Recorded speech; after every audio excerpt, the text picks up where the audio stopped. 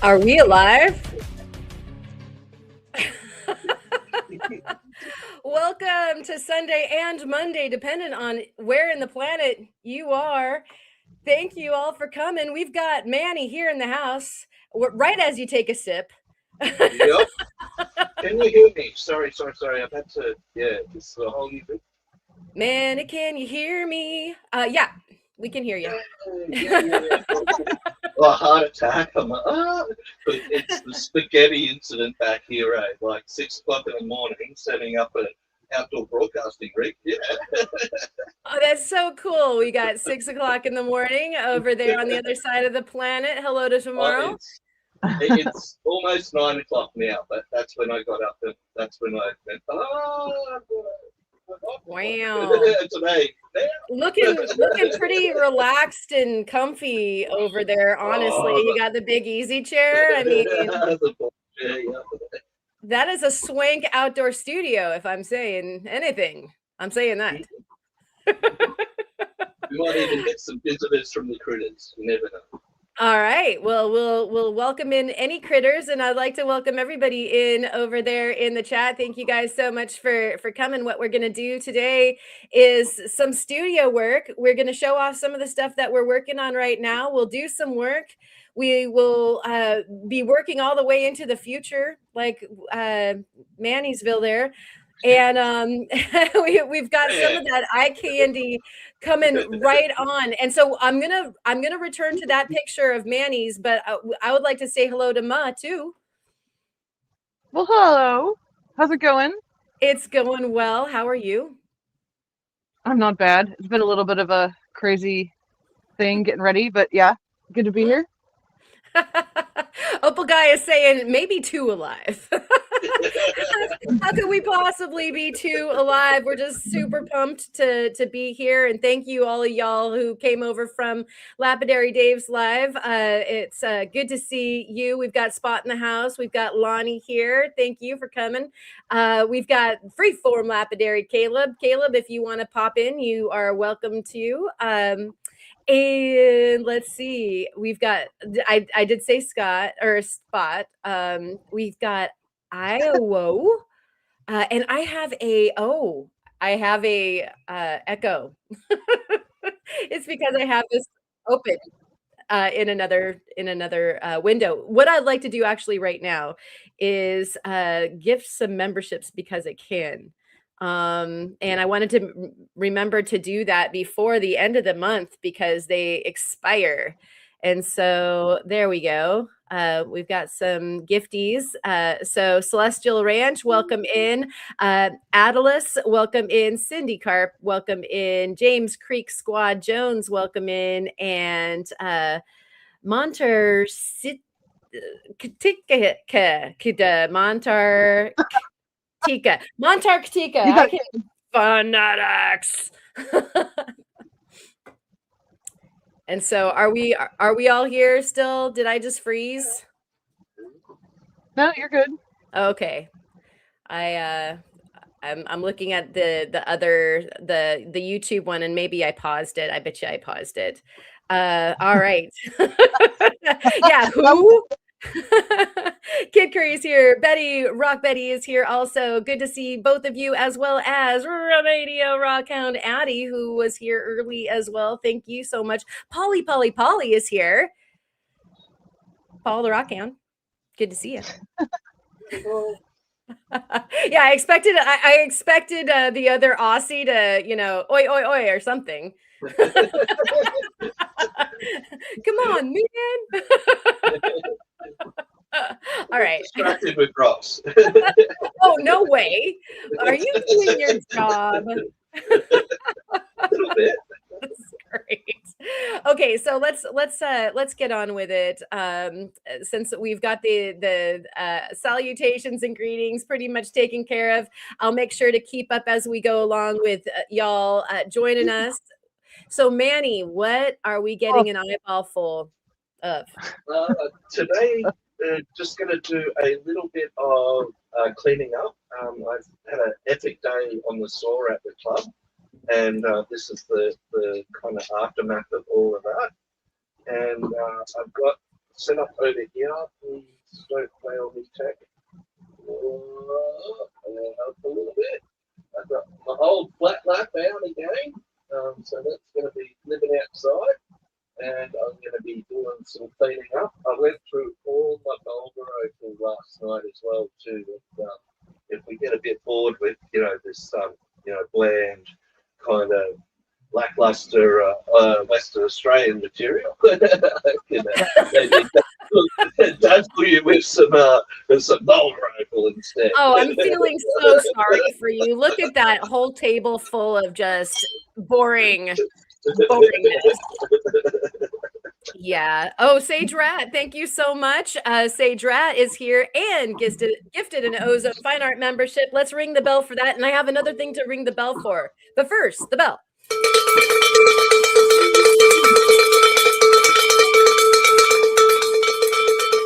Woo! Okay, the other thing to ring the bell for, you guys know that Manny was the artist previously known as Afia Raka. And then he opened up the channel Animare Arts, and he just got over the 100 subscriber mark. So everybody ring the bell for him as well.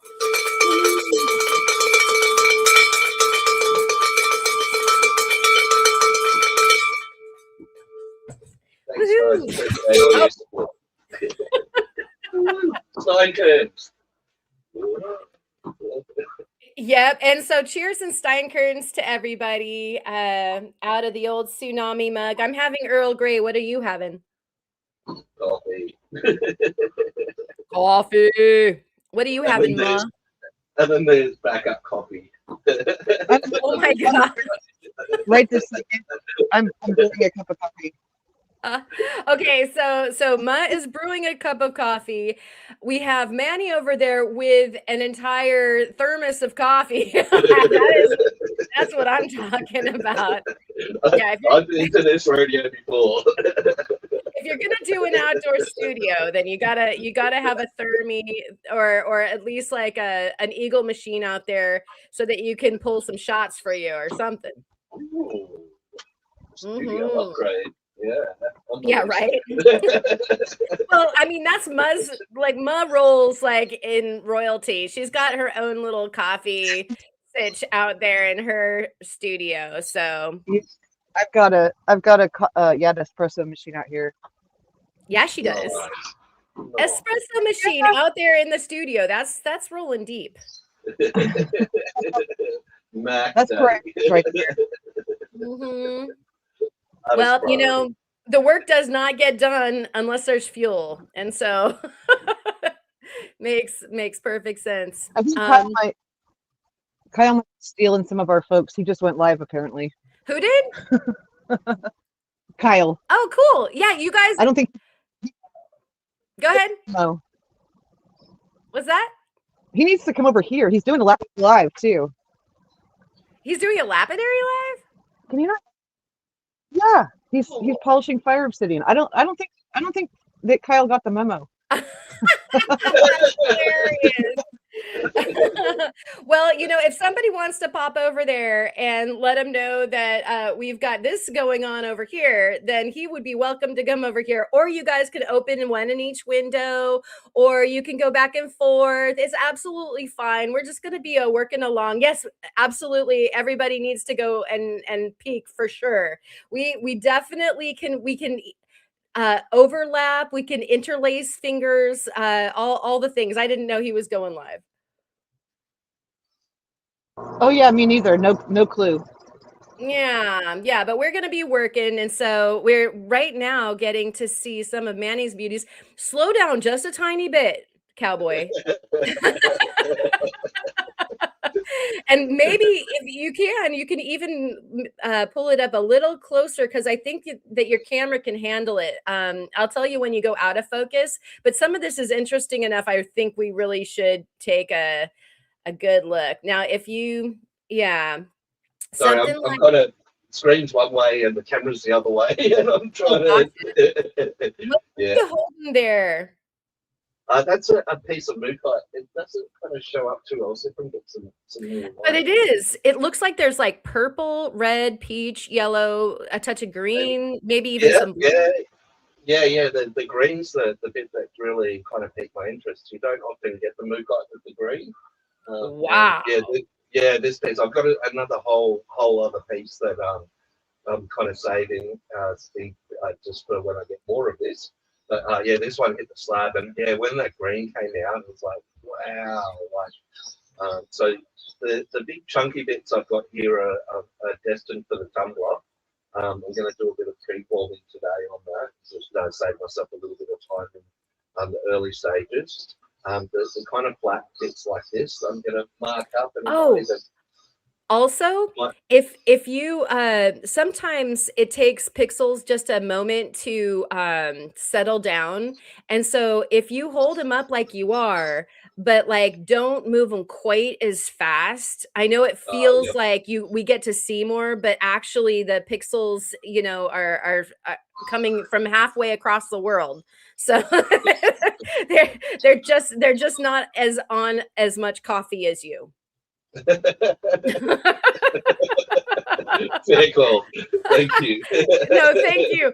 And Kid Curry is saying green mookaite. Wow. Yeah, yeah. It's Right? yeah, yeah. Really looking forward to cutting and polishing some of that, and just how it blends in with all the other colours and stuff.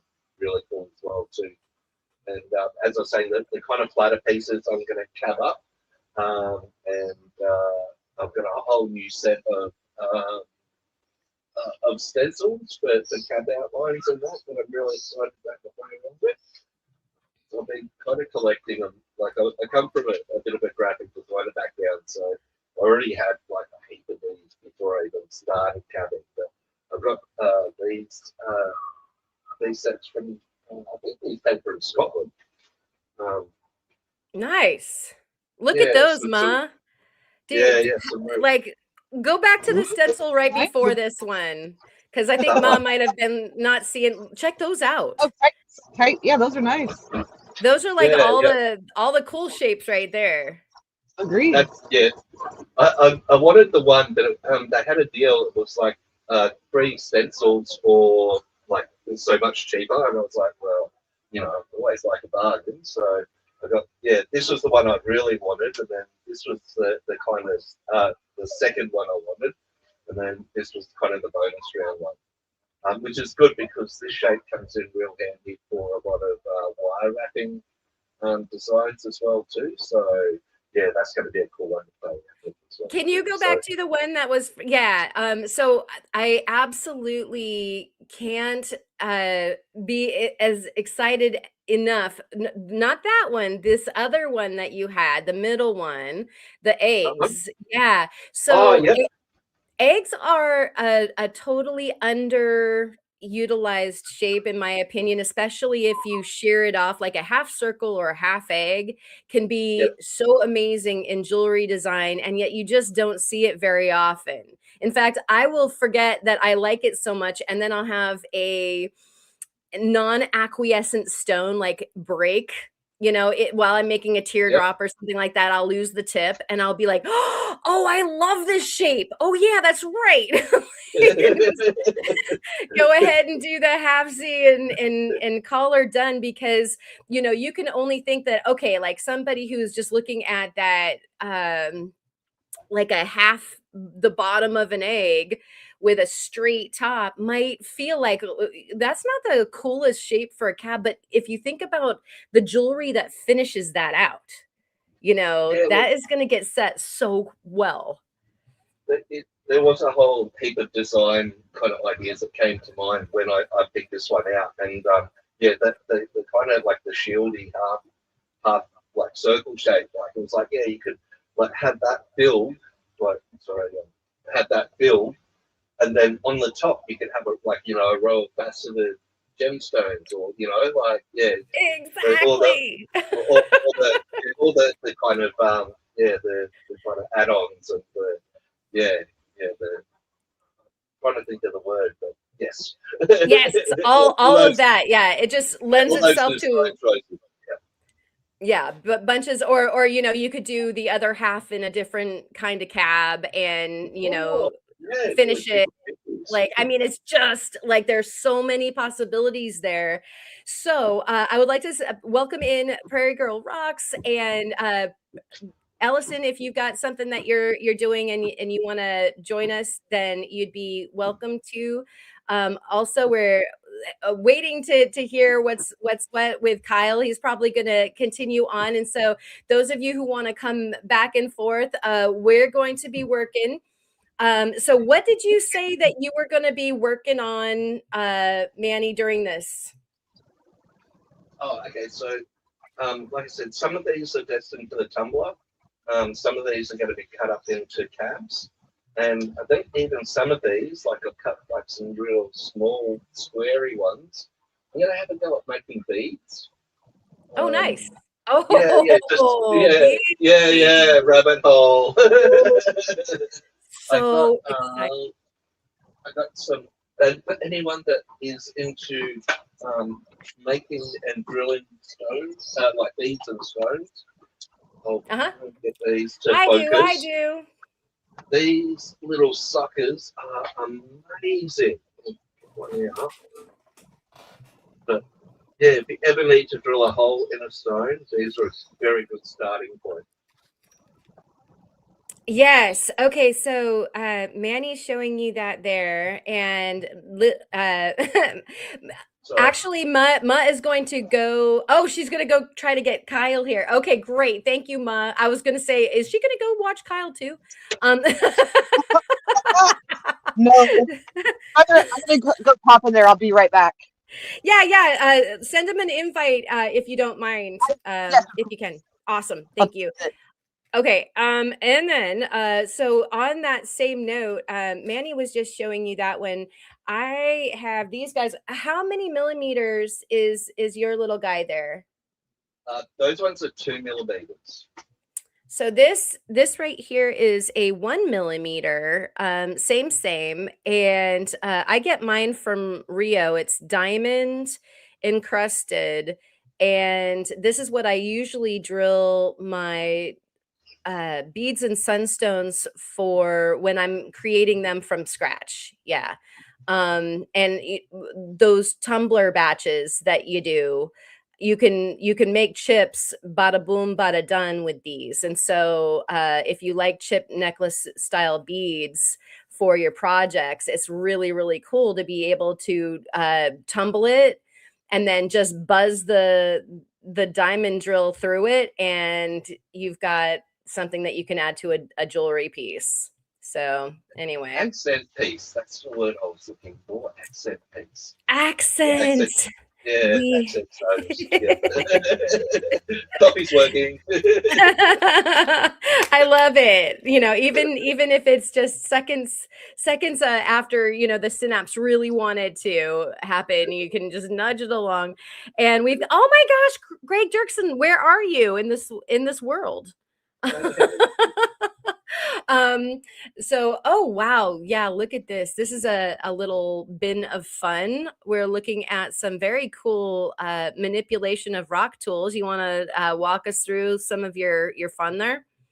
Yeah, that's the Dremel or the rotary tool go kit. It's got everything like all the different Greek diamond burrs, and these are the diamond sintered ones. Like you're probably looking at quite a few $100s worth of burrs. Right. In this tiny little bin, it's like, yeah, those things are some spendies. Welcome in, Scott. Great to see you. We got some sunshine here, like flooding through my window. I hope that you're enjoying the sun as well. And oh no, Spot's come back. Kyle is vertical. I know. That's one thing. We could ride the YouTube crazy train and try to go vert, but I like the horizontal so much better. And so we'll all kick back in a horizontal fashion, shall we? My eyes. All right. Greg got safely home and cleaning up my rocks from the US road trip. This was an epic trip, you guys. Like, it spanned all the way from Canada down to the Sunstones and then back up around through like Nevada and Montana. Just way heaps of fun. And right now, having Oregon weather, expecting like 2 to 3 of the wet stuff today. Well, cool. Like we just pitched it off to you. We just like it literally stopped raining this morning. And it's been raining for days. I'm like, what happened to sunny summer? It's January. It is, I swear it. So what I've got going on today, well, Manny is doing stuff over there. You guys probably were hanging out when I got my box yesterday in the mail, and I had a little bit of time to do some putting together of this little saw that came to me from Froggy Walnuts. And it is a rotary tool driven saw. And it's not completely put together right now because I got to put some water in it. But I will give you a quick little walkthrough since you guys just got to see bits and pieces yesterday. And so this is my rotary tool. It's actually attached to that little bench grinder buffer from Beaver, a little half horsepower unit that is adorbs. It's a little keychain also. And so it's got a flex shaft attachment, and here is the handpiece. And then it goes over here to the little saw table, and you put some water into the reservoir. And you can see that I have used it. There is some sunstone dust down there. I had to test it out last night. And after a few iterations, because I wanted to make sure that we had a really good fit for the blade. And so we got there. And this is such a neat thing. Manny, I don't know if you were around for it, but it's a 3D printed little saw that a fellow here in the rock community sent me. And yeah.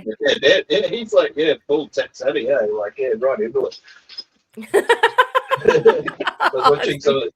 I was kind of geeking, geeking out, like tech geeking out at some of his wiring and doing all the programming on the circuit board stuff. Like that's right. Yeah. So you've been following him in the threads in the channels over on the Discord.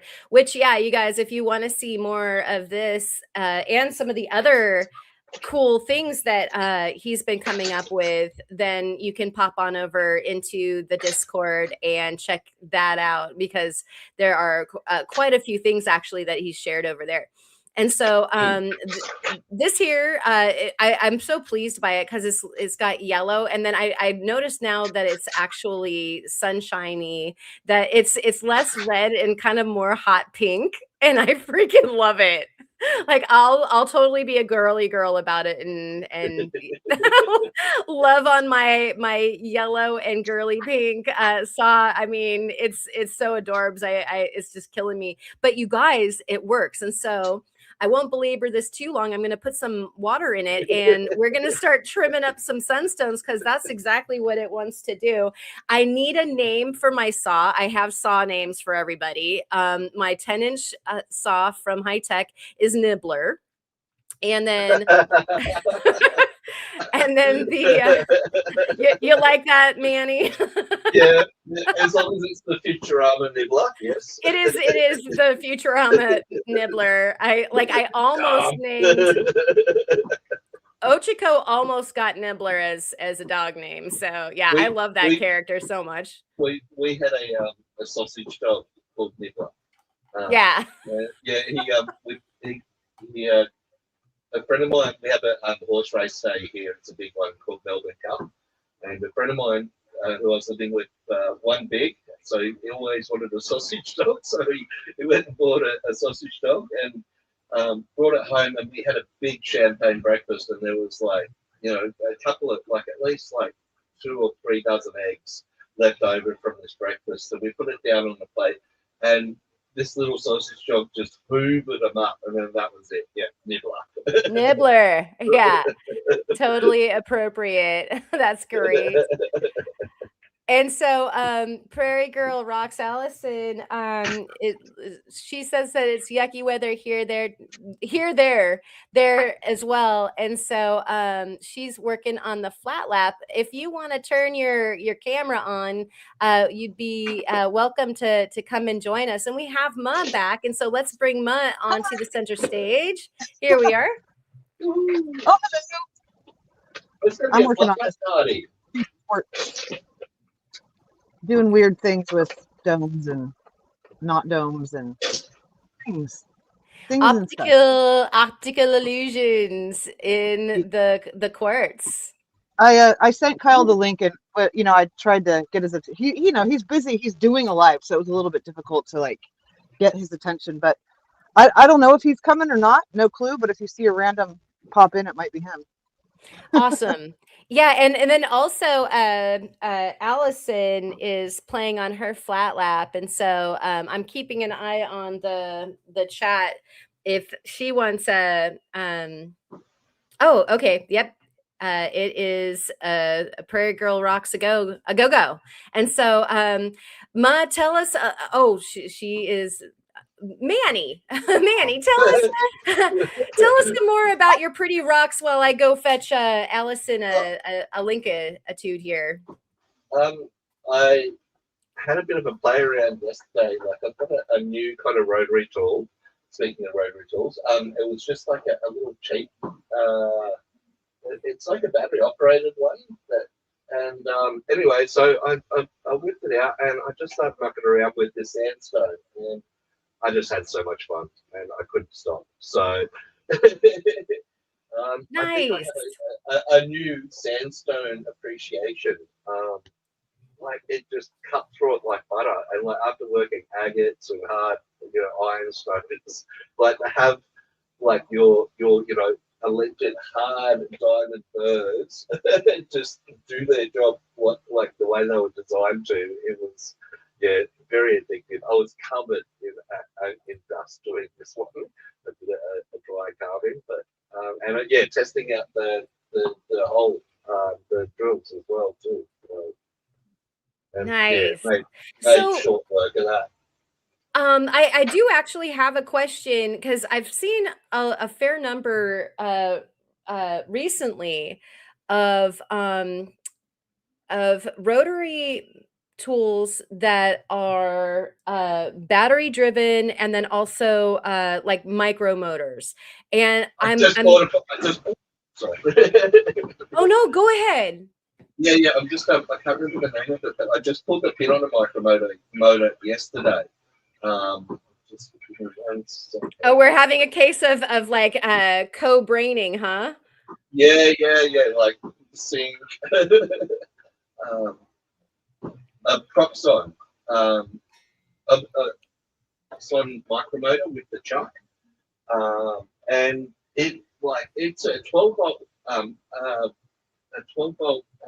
pendant motor, not pendant motor, micromotor.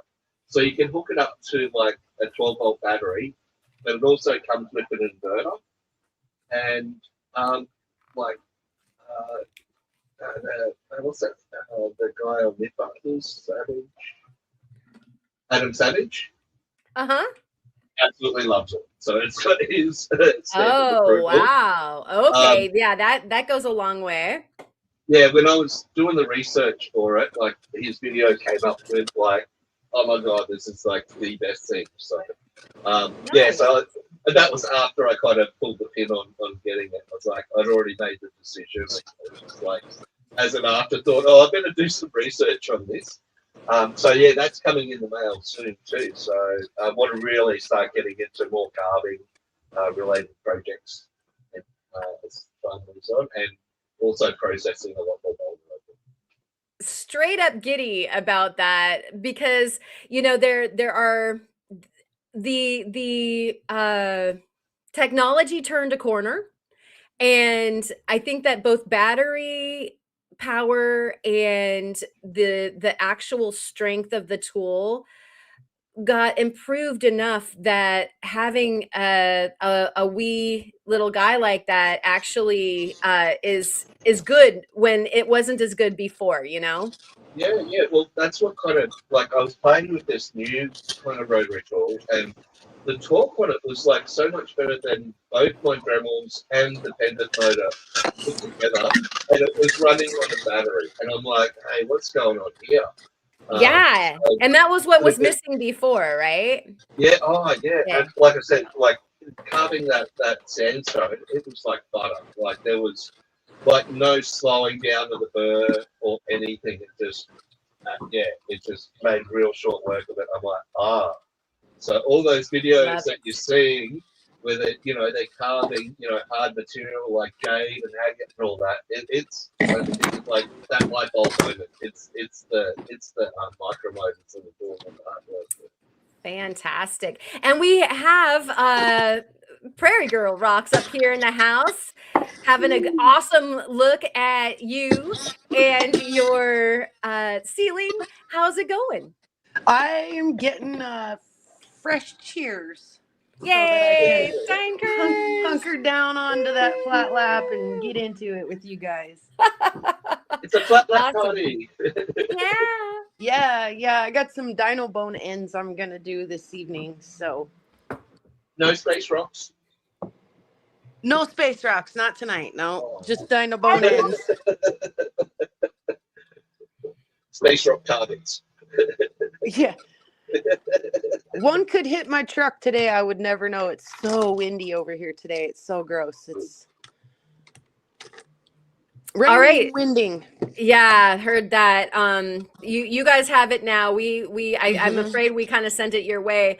Sorry, says Greg Dirksen, to you actually. Yes. I didn't stop by on my way home. I went through Sweetgrass around 11 a.m. Just wanted to get home. 12 out of Don't blame 14 you, nights Greg. in a tent. Yeah. Yeah, once you get past Great Falls heading north, it's just like, oh my gosh. I know that trip very well, Greg. I don't blame you at all. That's okay. Although I'm a little mad at Greg for bringing all this weather with him. He could have left it over in Oregon. Yeah, maybe it got stuck on his shoe. Sorry about that. But yeah, I mean, we've been having some rip roaring stuff last night at about 4 o'clock, just north towards Portland here. They had a tornado warning and they actually saw the funnel cloud. They were just waiting for it to come down. So it's been kind of crazy. Yeah, too much, man. Too much. Oh, Greg is saying it was gorgeous in Oregon while I was there. Well, Okay. he's off the leaving hook. he's leaving destruction wherever he goes. Like it was behaving and then he leaves and it gets bad. And he's like leaving this trail. But no, I'm just playing with you. And so we're going to be working on some dino bone over in the Prairie Girl studio. Very, very cool. Have you got some lumps ready? I do. Let's see if I can turn this camera around. Sweet ass. I see it here. Back triple camera. Let's try that. All right. There they are. So I've done the whoops, let's just leave you that way. I've done the 180 grit on these already. And so we'll just keep going with them here. Oops, everything is mirrored. Oh man, that's the worst. That's And all right. so- I'll get it in the vise and it won't matter. Right. There we So go. are you doing some face polishes on these or are they going to be cabs? Yep. Nope, they're just little enders and I kind of like the best of both worlds where you can see the outside of the bone and the inside of the bone. So I'm just doing flat polishes on these. So it should be pretty quick, easy, just, well, I say quick, but we all know it ain't quick, but should be just run through the grits, you know. Yeah. How stable are you feeling those are, or did you do a cactus juice on them? I did do a cactus juice on them, and I'm testing it out because that piece should technically not hang on to the end there. Sorry, like I say, everything is mirrored. Yeah, so it's really weird when you get hand drift. You're like, I can't correct. I don't know You what I'm can't. doing. Yeah. So I expect that this may fall apart sometime through polishing, but I won't know what it'll do or won't do if I don't try it out. So, oop. It's So science. It's science. yeah, I'm doing experiments over here, and you guys can follow along. Sweet. So yeah, just that's probably the biggest one I have right there, Wow, and that is and very nice chunk. the rest of them are pretty little. The light sucks. I'm in my hall because it's so nasty outside. I cannot get away from that heater. So I just build myself a little hall camp. Oh my gosh, you did. Oh, I love it. So I Boy, can just chill here on the floor with my coffee and my flat lap, and then there you guys are, and so I'll just hang here and do some work. I love this so much. This is so my aesthetic on account that, again, when people are like, I don't have any place where I can have a studio. Oh, the world is your studio. Like, Oh, just yeah. go ahead and pop up wherever, and Just some of these put it in the tools can. hall. Yeah, Right why in not? front of the heater. The kids in the hall. So awesome. Thank you. And how Yeah. was did you have a gig last night? No, the night before last. Ah, gotcha. Right. Yeah. I caught that no, one. If I'm I gonna just be didn't know if stuck you in were this going. hall, I'm gonna get something done while I sit here. There we go. Awesome. All right. So we'll keep an eye on Allison's progress. And Yeah, I'll probably mute myself at least until I get off this first polishing disc, because I know it can be quite loud. Gotcha. All All right, right. carry on. Have fun. I'll be checking the chat. Will do. Cheerio and all that. And we've got Manny back over here. We're still looking at his incredible salad bowl. Like, I want that salad. I want to eat that. That's You do some make good. friends with salad. Uh-huh. Are you getting ready to do some sorting there? Yeah. Yep. Yes, ma'am. Very good. Very good. Yep. All right. Well, I'm going to go ahead and pull this back on there. Then what I'm doing is you can see there's a little bit of water spilled here. One thing that I noticed right away was that this bad boy spits like a angry snake.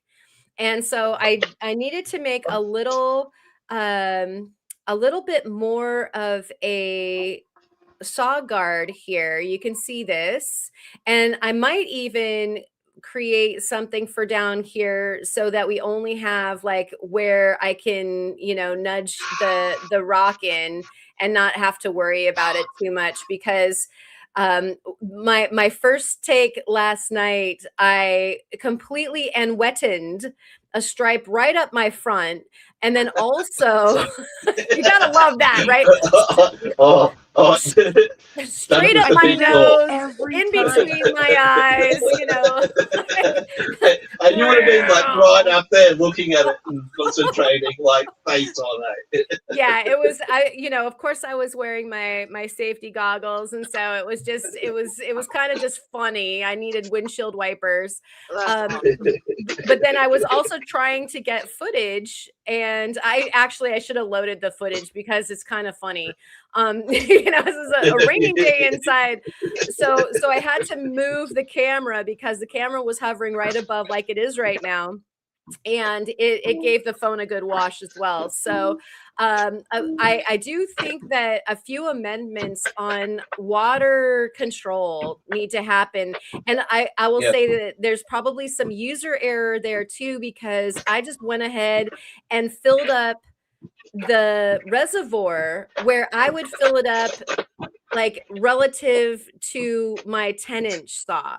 So where I like to have the water on the blade on my 10-inch, I did the tiny version, like the ratio on the little guy. And it still was like straight up my nose. And so what I'm going to do today is play with how little or how much I can get away with without taking a bath. And so we all get to watch that. And yes, exactly, Kid Curry. I got a mud flap. little homemade mud flat. I mean, this blade guard is absolutely the most adorable thing ever, and I didn't want to have to cover it up. But when I get to a good measurement, then I'll go ahead and make something that's a little bit more part of the ensemble and continue on its cuteness. And This is my kind of solution to all that sort of water containment. It's a flexible cutting board from like the kitchen section of the supermarket. yeah, And these things, and with just a couple of bulldog clips, like they can be so handy. But that was the one that when I saw that design for the store, that was like kind of the one thing that I kind of thought, oh, that that the water's just going to go everywhere with that one. Just looking at it, I was like, yeah, where's the front protection? But also the thing that a lot of stores lack is the return kind of drainage for the water as well too. Like, you really right. cool to see something like that. Like, yeah, So even yeah. maybe even if the box of that like that white part of the saw, if that was more boxed up, like had side walls and a front wall, that might be a solution as well too. Yeah, there's some good ideas right there, and so and I could make those little dams. All these things are so doable, that I could probably make some good fixes for it. And yet at the same time, it is what it is. It's just this tiny little guy here. And so Yeah. what I have it set up in is actually a shallow, like what you would bake cookies in, little, cookie baking sheet with a lip. And then I also, and it itself is mounted on a board that's about a half inch. And then underneath it is a chamois, a dry chamois, like the kind that you would wash your car with. And so, a towel or a chamois or something like that. And then it's just in a container, a shallow container. So wherever it fits it's not going to be that bad. It's not that much water. And so I still feel completely comfortable using it like right here around all of like my microscope, my computer, all that stuff is right here. And it's just not big enough to spit that bad. Thank goodness. Righteous suburban. Yeah. And so Prairie Girl Rocks was saying my saw always soaks my right shoulder. I do have an apron. Do I ever wear it though? And right? It's like we know better, and yet we go ahead and invite, just getting wet. And actually, when you buy the 10-inch saw, I don't know if it's true for all the different saws that you buy, but from High Tech, they send you a plastic apron. Yes, It's I like, have two of them. yeah, they know what you're getting into. One came with it even comes with the 5-inch saw. So Yeah. And so, I mean, it is what it is, kids. There's a certain amount of, you're gonna get wet, you're gonna get dirty. It's playing with rocks, guys. So I don't mind that so much. And so what we should do here is we can choose a sunstone to cut right now, just to for gigs.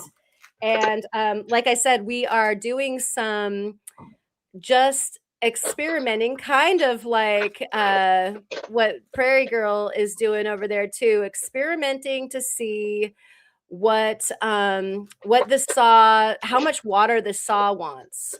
This is kind of an interesting one because there's green and some sorry about the nails, you guys know the deal. There's green and schiller there at the bottom, and then there's some iron staining, and these are all ones that I'm supposed to look at and grade. But what's kind of sad about yesterday and today while I was doing the live is that we were finding way more that would be good for wire wrapping. Like this one would be so awesome for wire wrapping, less good for cutting and making into a gemstone. So I have to put that aside for you guys. It'll probably turn up in on one of the sales or something. But yeah, what I probably should do is go ahead and use both eyeballs and find a rock to cut. And meanwhile, we can pop on over to Ma just to take a peek at what hers is looking like. She's on a very good looking pad now. That means that you are on the over the hump and onto the second half. Yeah, I'm at 600. After this one, I'll take it to my cabber to finish it. Oh, fantastic. Yeah, I got the back polished up perfect, and now I'm just gonna finish the front on 600 and the sides, and then I'll be ready to take it over. But it's looking cool. Little light bender. Yeah. Yeah, so is this going to be a single stone cab, or is it going to have some other manipulations happening with it? I mean, I don't know yet. I just wanted to see how this would look, and I can always add to it, but I don't have to either, so we'll see. We shall see. For now, it'll just be a single stone. Right on. Yeah. It's gorgeous. It's gorgeous as a single stone, and I mean, it would be one of those things that would challenge the setter, like, to be so minimal. Do you get ideas as far as what kinds of settings you'd like to make for those? Almost everything that I make needs a very simple, almost non-existent setting, because light has to do with literally like everything I make. If you put a back on it, it would take away too much of what it is trying to do. Yeah. And a lot of times, even the sides, I would like there to be light coming through. So it's a challenge, and it's like I'm trying to learn how to do all that stuff, and I'm still formulating in my head the best approach.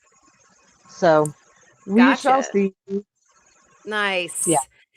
Yeah, well, one day we get to see what these beautiful minimalistic pieces of architecture will be that will hold these stones. I can't wait. Yeah, we'll see. It'll happen. It'll happen. We'll get there. It'll happen. Uh-huh. And Kid Curry is asking why he wants a Jolly Rancher right now, and I'm sure in between seeing that hard candy that Ma has in her hand and all those Sunstones, it would just make anybody yeah. Yeah, the Sunstones make me want candy every time I look at them. Yep. Yeah. So that I was reminded that I should move the camera angle, so I have over here. And so actually this will give you a pretty decent view. You couldn't see the saw above the way that I had it before. So now you can see the little saw blade that's in there. It's a 50mm saw blade, and so abundantly fine for doing little guys like this. So what the objective here is I've got a piece of sunstone, a champagne sunstone here, and you can see that this little flange right there, unusable, but that other chunk of pillowy goodness right there will make a very nice little sunstone. And I'll show you, actually, there's a sunstone that I finished faceting today in the acetone. And so we get to see that come out of the acetone. It should be ready after I cut this here, and this will merit a stone about the same size as the one that I'm about to take out of the acetone. And so that's kind of like a cool way to see a start to finish jobby. Although it's a round, and this guy having, like, if I get rid of that flange, we've got that shape. What would you cut with that shape perimeter kind of going along. You can see, whoa, it does cushion out, and so it's thin at the edges.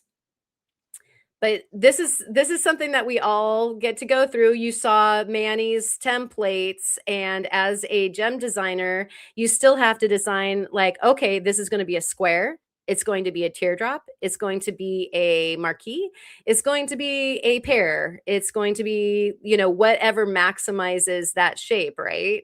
So think about it while I am sewing, and you can let me know what shapes you think would be good for that. And so I'm going to bring this over here, and let's turn the machine on, and I'm going to get it started. And if it schwitzes too much, then we'll change to somebody else. Okay, that's not bad at all. So here we go.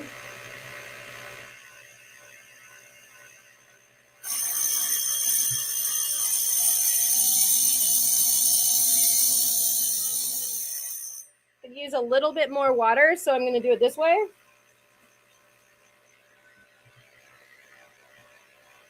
And that's what it did so far, guys.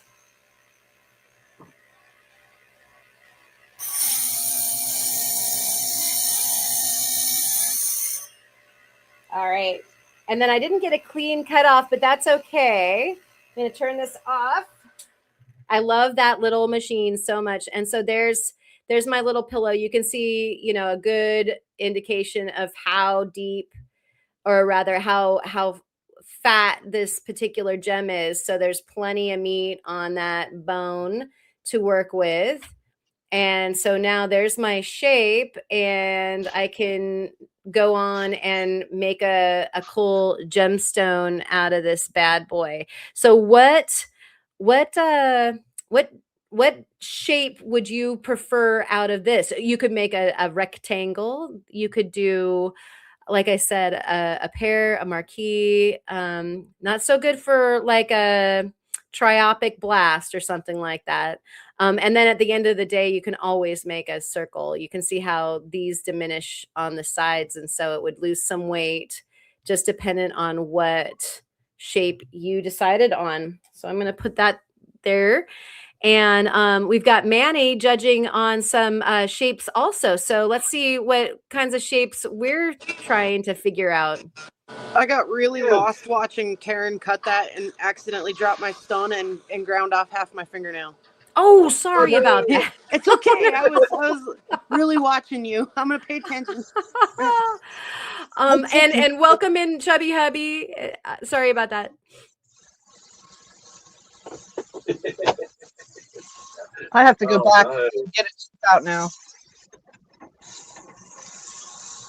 Boom. So I'm trying to find the shape that fits inside here, but not like trying to avoid this brown section here. So having a look at these shapes. Oh, actually. And Mr. Chubby Hubby. A pear. Where's the love for all the other fruits? It's so hard to facet a banana. I mean, y'all, I would, or like say a pineapple, that would be like the coolest thing, but I might be a little challenged. It would be cool to make a rose cut stone and then finish the like top of the pineapple with, say, silver or something. Like, I might have to do that now that you've said it. Like, yeah, I might cut a pineapple, but yeah.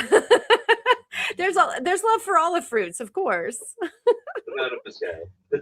Oh my gosh. And here we go. Time to get that fantasy machine, Karen, right?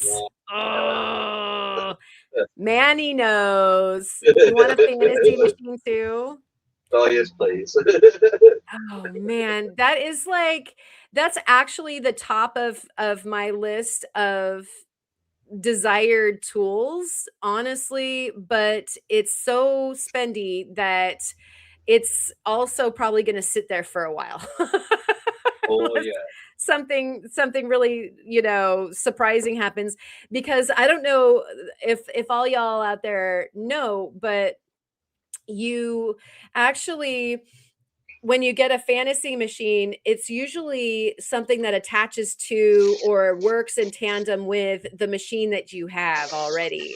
And so, like, say the Ultratech one works with the Ultratech regular faceting machine. You put it on the same table and then you use it in a slightly different configuration.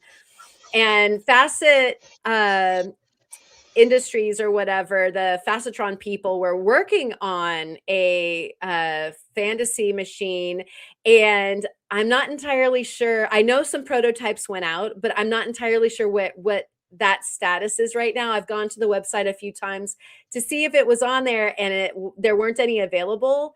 And so I'm crossing my fingers that they're just working on better iterations of it. But yeah, it's like if they don't have a fantasy or a concave cutter for your machine, you might end up having to get like another machine and adding on, or I don't know. Manny, do they have some concave cutters or fantasy machines that are standalone? Do you know? I don't think so. I think you need the it's like a bit of a configuration of machines, like you were saying. Like you have one base machine that you add. Like you need the master of the normal machine to go onto the fantasy machine, and so you basically need the two machines. Like so, yeah. Um, and I don't think anyone else. I could be wrong, but I don't think anyone else makes a fantasy machine like or a wrestling machine. Like, Oh, so you think it's just the Ultratech people that have one that's available? I believe so. I could be wrong, but I haven't seen any other on the market. And yeah. So I'll have. Oh yeah, just even just having one of their normal faceting machines is really. I know those machines are, I believe, supposed to be the most accurate.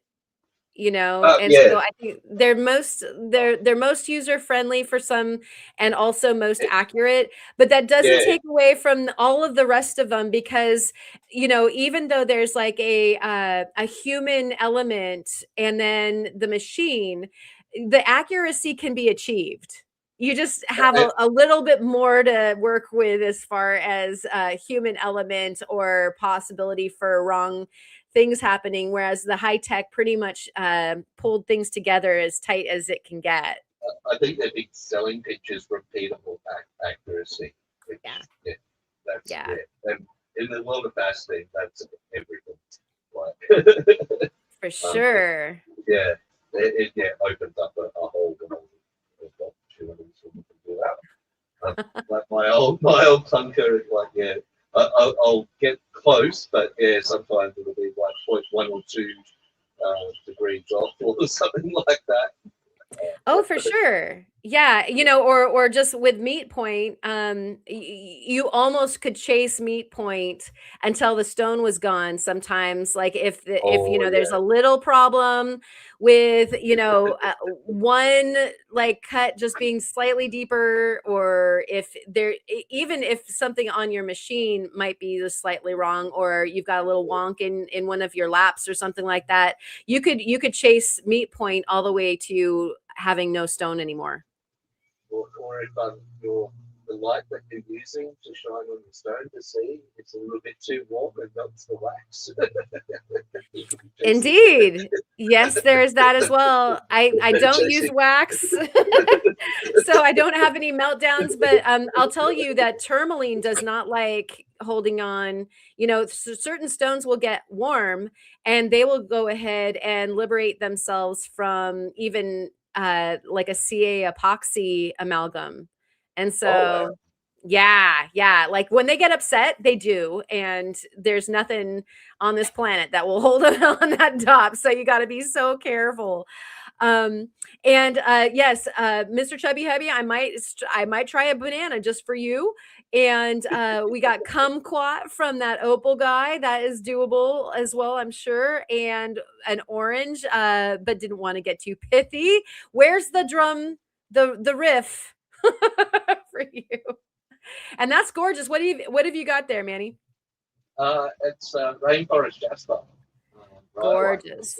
They're things Nice. that they told us from some of the slabs that he dropped off when he done the booklet. Awesome. Wow, that is a treat.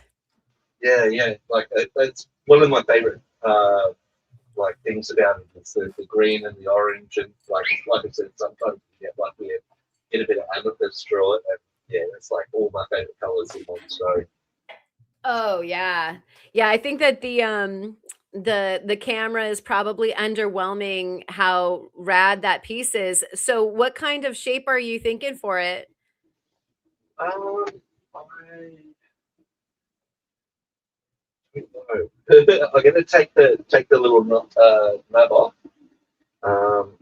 get it flat because I like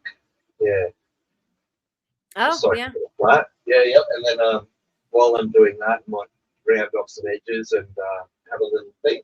So I might even move the camera a little bit. Oh, cool. While you do that, I'll go ahead and pop this over here and we can scooch this over here. This is what I love. Like I move my whole saw so that we can put our gem in our spice jar of acetone. Simply organic. Simply organic sunstones. We're gonna have a look at that gemstone for the first time. Now, most of the time when I pull it out of the acetone, I told you guys just now, I probably shouldn't leave that off. I'll get the vapors. So the stone comes off of the dop with some CA and some epoxy still stuck to it, and so the procedure is pop it into the acetone to dissolve the rest of the CA and epoxy mixture, which is a pretty darn good cement for gemstones. But it doesn't all come off, so there might be some goo still left on this gemstone that I'll have to either take a blade and just kind of scritch off, or in some cases just take it to the water basin and hit it with some soap and deal with it. But we're all getting to see this little guy for the first time. It is a 5.3 millimeter stone, and I can't tell you the weight of the stone that came before it. I didn't weigh it, and it's always a good idea to weigh ahead of time because then you kind of know how you did. Let me grab some. Yeah, see if I dare use these guys. There we go. Yeah, there's still some acetone left on there, but there is Arya Akivon's Ruination Cut, my favorite. Let's do that. And that stone started off very much the same size as that one that I just cut. So we'll go ahead and weigh the one that we just cut and see how much that weighs. That's our little gemstone that we just finished. And we look at the pavilion and you can see little scraps of like up towards the top there. You can see it just looks like, kind of broken glass up there. That's the little bit of CA that's left. And so I'll just, put my optivisor on, or some kind of scope so that I can see close and hit it with like an X-Acto knife and just take off the rest of that. So anyways, that's that. I'm going to go ahead and go ahead. It's beautiful. Yay! So some of you may know that it's been way too long since I have faceted a stone, because I usually rotate through the different things that need to be done in the studio, and we had enough people in our house that it was not a good time for me to focus anyway. So that was actually the first sunstone, the first any stone I think that I've faceted since like, I don't know, January or February. Like it's Wow. been a long time, and that's not okay. Hey, Dave Lou, it's great to see you. And hey, Nomad Wishing Stone is here too, dude. Oh, okay. Everybody needs to go watch Nomad Wishing Stone's video from McDermott. That was rad. Thank you so much for taking us on that adventure. Very good video. And Greg Dirksen says, all these wheels working got me singing in my head. You spin me right round, baby, right round. Yeah. Greg took us there. So I'm grabbing my gem scale. I said I was going to do this last night, and lo and behold, we went off on another tangent, and I didn't actually weigh what I was supposed to weigh. So I'm getting a rebate right now. That never happens when Theo's in the house. I don't know what was going on with that. I've got a disappointment over here. Rutro. Okay, Prairie Girl Rocks. Show us what you've got. Can you see that saw mark right there? Oh, Yeah. How did I not see that before on the 180, you know? Oh no. Because everything looks Yeah, pretty on the 180, you know, Because a lot of times, You yeah. know, yeah, did I think it was a scratch? Just not see it. You know, I'm always really focused on the face. Did I get the face good? And then I do usually check the edges before I call it a day before I move on to the next wheel. But that makes me want to just set that one aside and come back to it another day. Yeah. Like, I don't even want to finish with that little, that's, I mean, if it was a little littler maybe, but that's pretty horrendous.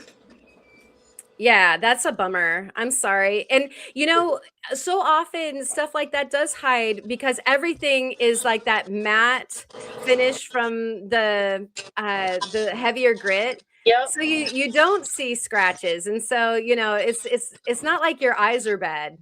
So here's one that is still at 180. So I've got this one to go. And I try to always check them dry because things can hide when they're wet. Oh yeah. This one's still at a 180. And then these are the ones that I have got done on this. What is the blue one? I forget. Let me read it really quick. Nomad Wishing Stone just suggests It's a 220. It's purple. Okay. Nomad Wishing Stone is suggesting you just break that part off. Oh, that's not a bad suggestion, really, but I like that solution. Nobody would know. Just lose a couple grams of the material. Those are looking good, though. yeah, they're coming right along. Yes. So. Love it. I love that one. That one that has the pink and the red. Yes. Wow. That is such a hot piece.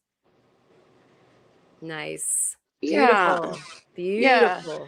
But I think I'll set that one that I was just working on aside. Rather than going back the 180 just for it, I think I'll just set it aside and trudge on through with everybody else. But yeah, that's saddened my soul just a little bit. Yeah, that's a bummer to find, but dang it, you can come back. You can come back from it. If I just hit it on this 220 for like an extra 45 minutes, I could get it gone. Right? That's for real. Like no, that is our sadness. Ridiculously, yeah. I've done that. So. Oh boy, yeah, that's not the humane way to do it. No, let's just set that one aside. Put it aside. For later. Yeah. Okay, absolutely. So once there was 2, 3, 4, 5, 6. Once there was 7, now there are 6. Okay. Ooh. And the countdown's on. All right, I'm gonna mute myself and crank it back up. All right. And so Spot was talking about the big acetone. I know that this isn't the biggest one, but I go through these like milk in the refrigerator. It's bad. But kids at home, don't drink this like milk in the refrigerator. That was just a saying. Oh, look at you.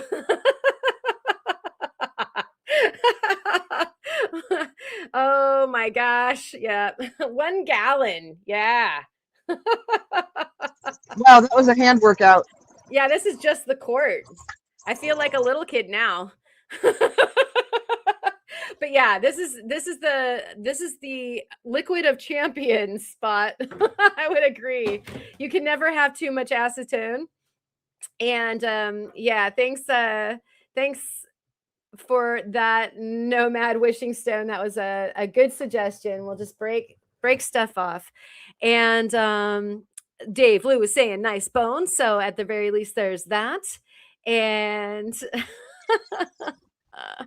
I had shipped like a little. I tried to show you guys, but you know, there's lots going on. I had shipped it, so I had to go all the way back out and get it. I accidentally like did one of these. no, And shipped it. So, but it's out. I got it out. I'm gonna have to turn my camera off because I have to move it over to my cabbing machine. So I'll be back when that's ready. All right, sounds good. We're gonna go back over here and we're gonna weigh this this gem, this 5mm gem here really quick, just so that you guys get a chance to see not only how this one weighs out, but also a kind of comparo as to before and after. We say a lot of times that, you know, some of the heartbreak city is the fact that these things lose a lot of weight on the way to becoming a gemstone. And so this here is a 6-carat stone. And that's very similar as what this this little guy that I've got sitting here finished weighed out as, although I didn't weigh it, it's this size. And so this guy ends up to be 0.6. So, ouch. Like, it diminished quite a bit. Like, how about you know, like, yeah. losing a whole lot. But you know, that's what the deal is very much with cutting any kind of rock, really, is that, you know, by the time you have it shaped, then you have lost a lot of weight already, unless you can do a nice free form.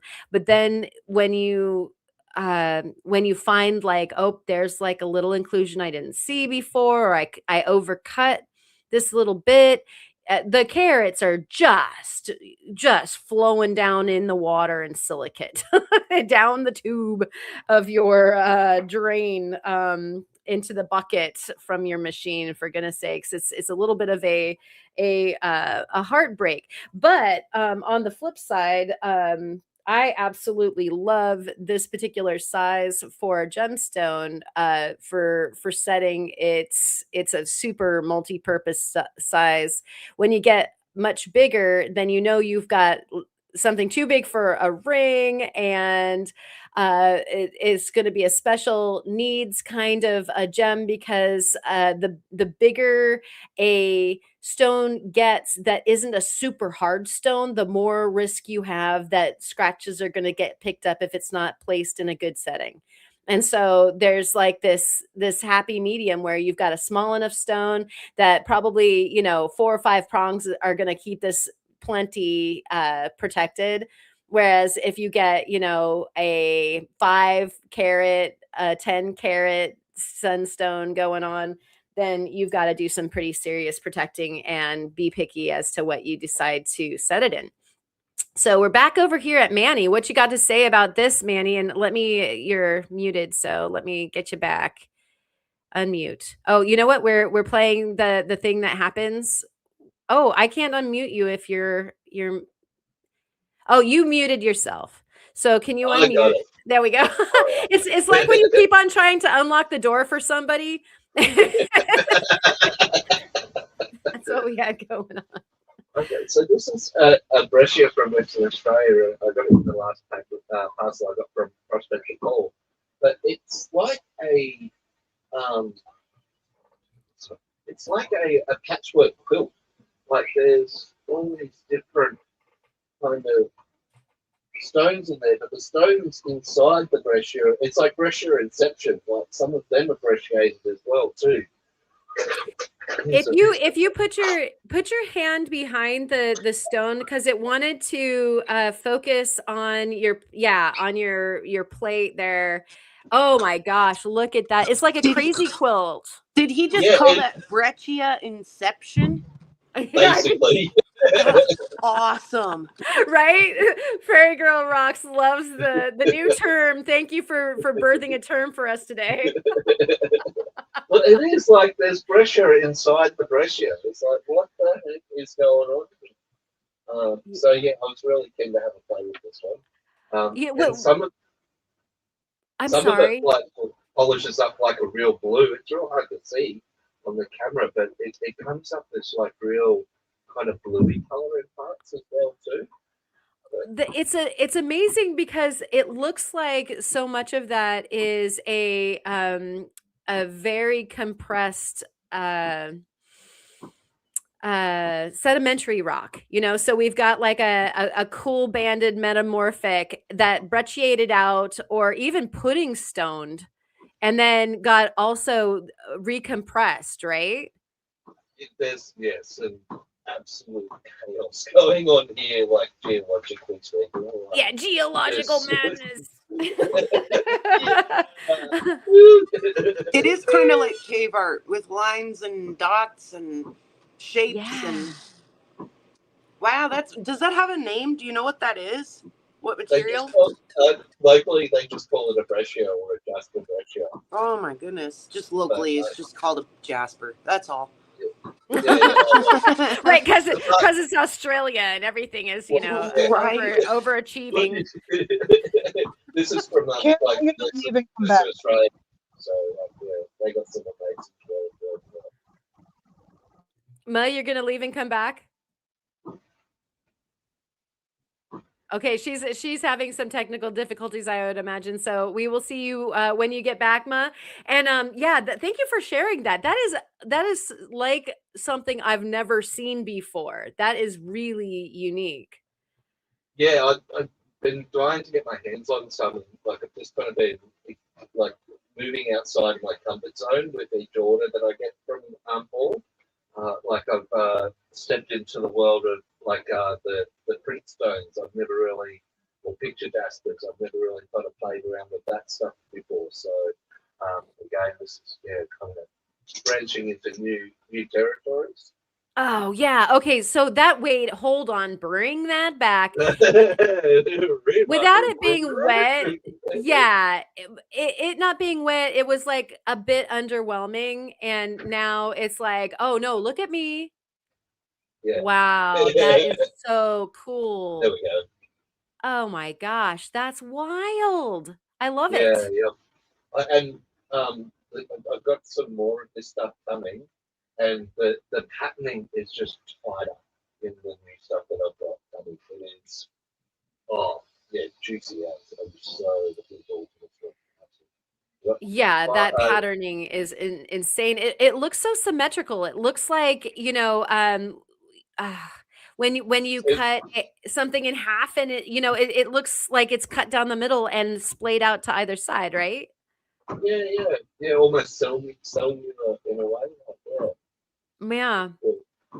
But yeah, and like I said, the stuff I've got is like such insane. The stuff coming is such insane like happening of this and such vibrant colors. Like the pinks pop more and the whites kind of like make it kind of make it all kind of contrast real nicely. So moving outside of my comfort zone and trying new materials and seeing how it kind of it plays out. And because I'm getting into setting stones now, it's like kind of going for that whole aesthetic appeal, like from the stone through to the settings.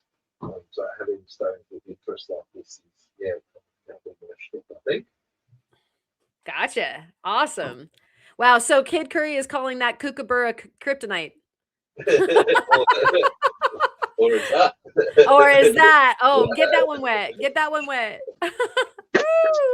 Okay, so is this some of that shirt that you just went to pick up?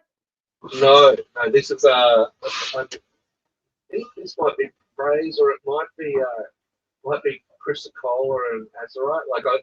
This came from the other Paul, Paul the Rockout. Gotcha. Dropped a heap of slabs off. I think you're mentioning like I was saying that the brown section can be a bit troublesome. Oh yeah, that's right. But, Yes, you were talking about that. But so I'll risk it for the biscuit on this one. Again, another experiment. But there's some really nice detail in there as well too. That section. Yeah, that's going to be a really fun one to see how it works out. And welcome in, Akira. Great to see you. Thanks for joining us. And I think up earlier, Dave said hi to everybody, and I just want to let everybody know that this is Manny from Animare Arts, because he said hi, Ma, Allison, and whoever else is on the flat lap. We've got like flat lappers in the house today, man. Flat lap guy. And Mr. Chubby Hubby, yeah, Mr. Chubby Hubby said, "Chance it for a crumpet." You mean? Indeed. Possibly. Possibly. And this actually mesmerized me when you were on the show on the Friday Night Live. This stuff just is candy. I want to eat it. Oh, I want some of that so actually. Right? It kind of hurts me a little. Yeah. It's quite painful to look at. That's just Manny. I do have some more coming at that as well too. Like I've got 6 kilos of oh my gosh. Oh wow. Oh, that's so cool looking. I love seeing the rough too. Nougaty goodness. It is nougat. That's why it makes me want to eat it. It's not my fault. That's right. Dessert. It does look like chocolate nougaty goodness, right? With like marshmallow bits and caramel bits. Yeah. And Dave Lou's like, it would hurt your teeth. Yeah, I get to go to the dentist on Tuesday, so yes, it would. And my dentist would be so upset if I did anything like that. My mouth is going to be worth so much money when I'm done.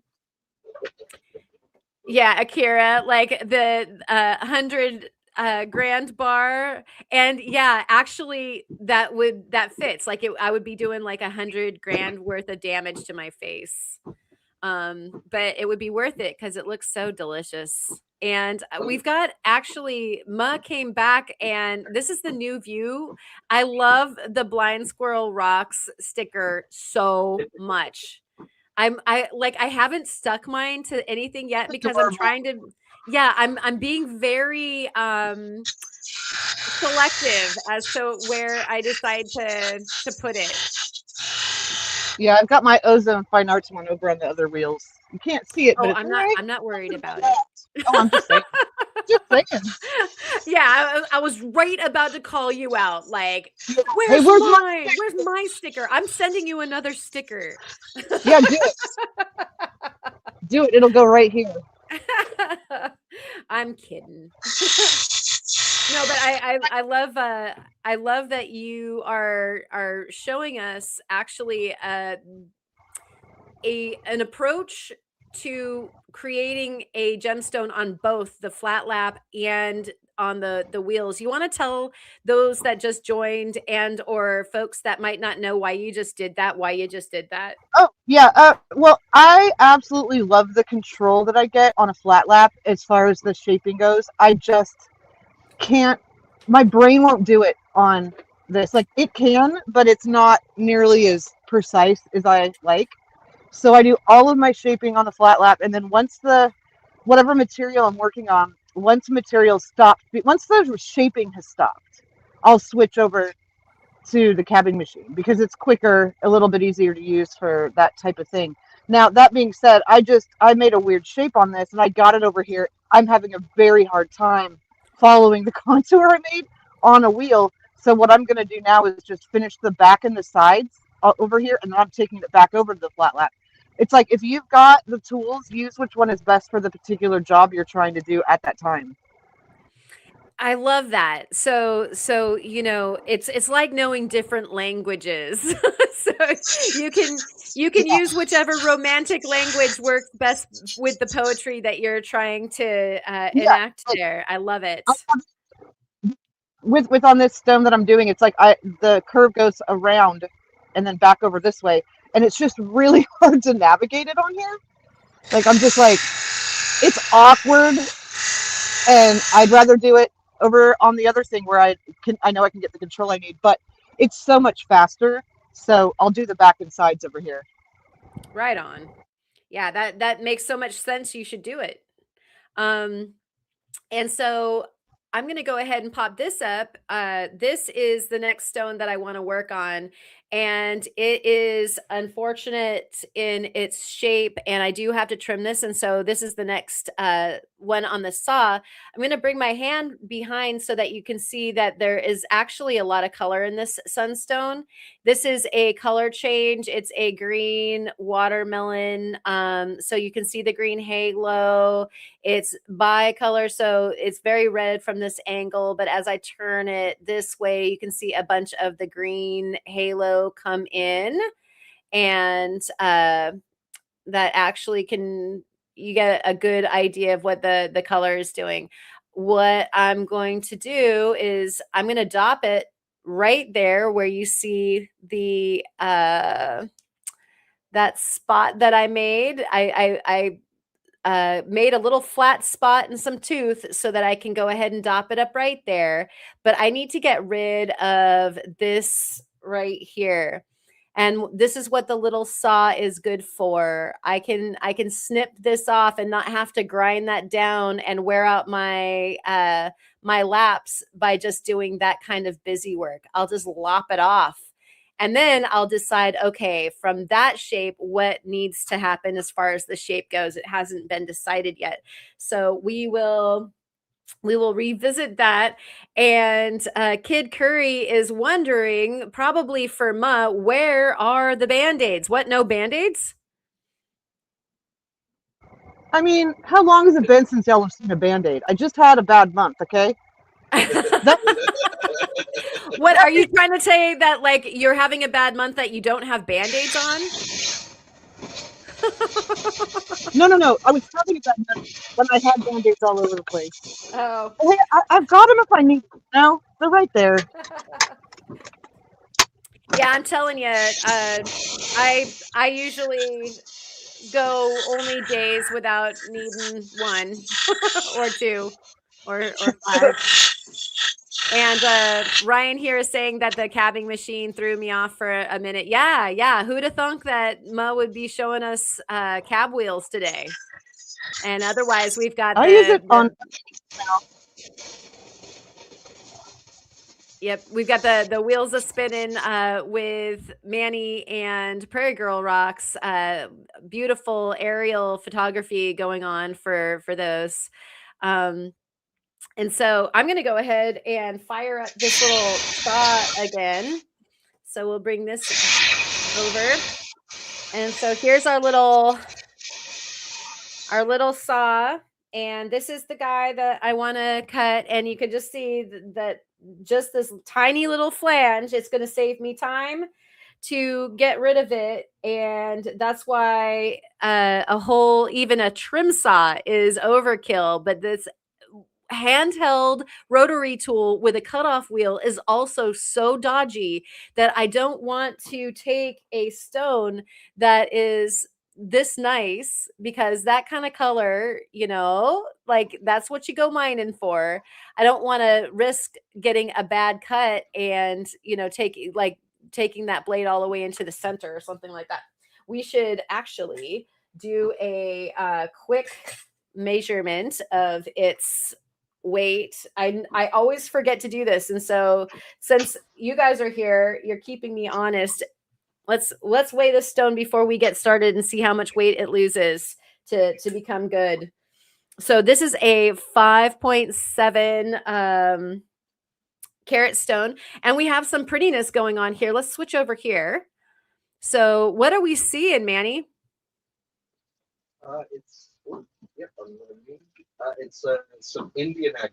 bit of a ring in from the Western Australian stuff that they're playing with. But I have some really nice. Yeah, that is really transparent. And then if you put your hand behind it and then bring it towards you a little bit. Yeah, there we go. It almost looks like Montana agate. It does. I'm kind of pretending at the moment.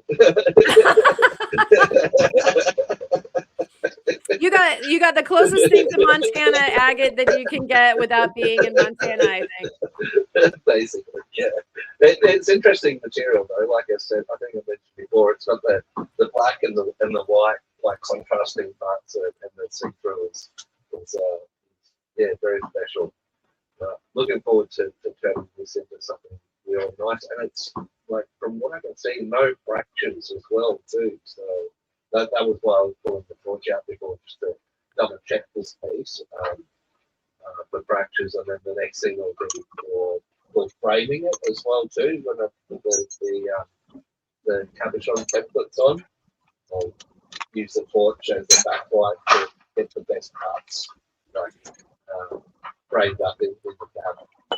That's a wonderful explanation. Thank you for that. And then also, Manny, I'm noticing, it seems like anyway, that your slabs have the tendency to be pretty thick. Do you prefer a thick slab over something thinner, or do you just have like a kind of mishmash of different depths for your slabs there?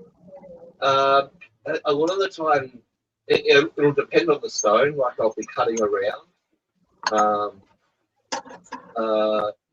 parts of the stone. Like it's not done on the slabbing saw.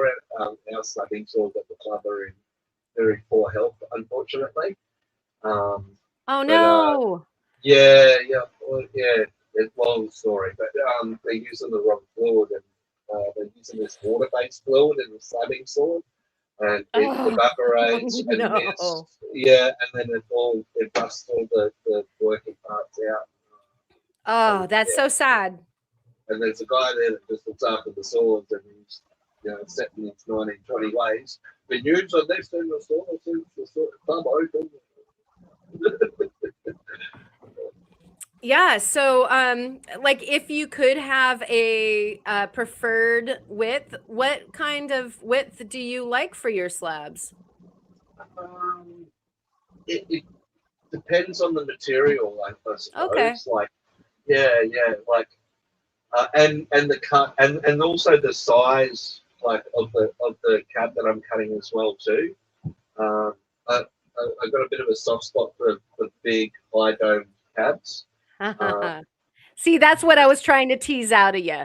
Like, what do you really like to indulge in? Given like the perfect world kind of thing.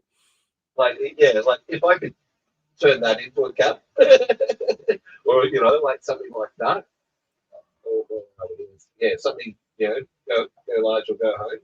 Well, don't get me wrong, I love my smalls as well too. Like become very adept at getting nice little stones out of the small chips and things like that. But yeah, when you've got something of interest like this, like you want the big picture. Like you don't want to rip the audience off and just give them that. You want to rip them off. We've been cheated. If it's something of interest, you want like framing it is everything. And giving, that's so giving true. the most. And like, I mean, this size, because it's like a skinnier stone, like that's why it is probably a little bit thicker. I feel like I'm giving that just a little bit more of the stone, and there's more of a chance of revealing stuff in the curving of the stone as well too. Also, I think it was something I got into when I was first starting out as well too. It gives me a little bit of room to wiggle if I make a mistake. Yes. There is that. We love that. And in a comp cutting situation as well too. If you come across an inclusion inside the stone, Yes. which can sometimes happen with material, and that you just can't predict, you know. So having a little bit of real estate to you know, kind of work around things helps. Gotcha. Yeah, thank you for that. I think that it's interesting to hear what different preferences people have, you know, and it makes sense that you would want to stick with what works for each stone too. If it's something that lets light in, like I'll probably go like thinner Yeah. to get the maximum amount of light through. Like if it's that sort of stone, like but yeah, things that you know are solid like this, like yeah, what it's Yeah. all about the pattern and the colors and the details of the stone. Right, right. One of the things that I think is always interesting to me is working with a crazy lace or a picture jasper or something like that, where you see a scene obviously, but then as you're grinding down you definitely change your scene, and sometimes it gets better and sometimes it gets worse. But having a little bit more of a chunky slab, you can hopefully get down to where you've shaped it enough but can stop where you like the landscape, you know, because sometimes you're like, I like it now but I have to keep going.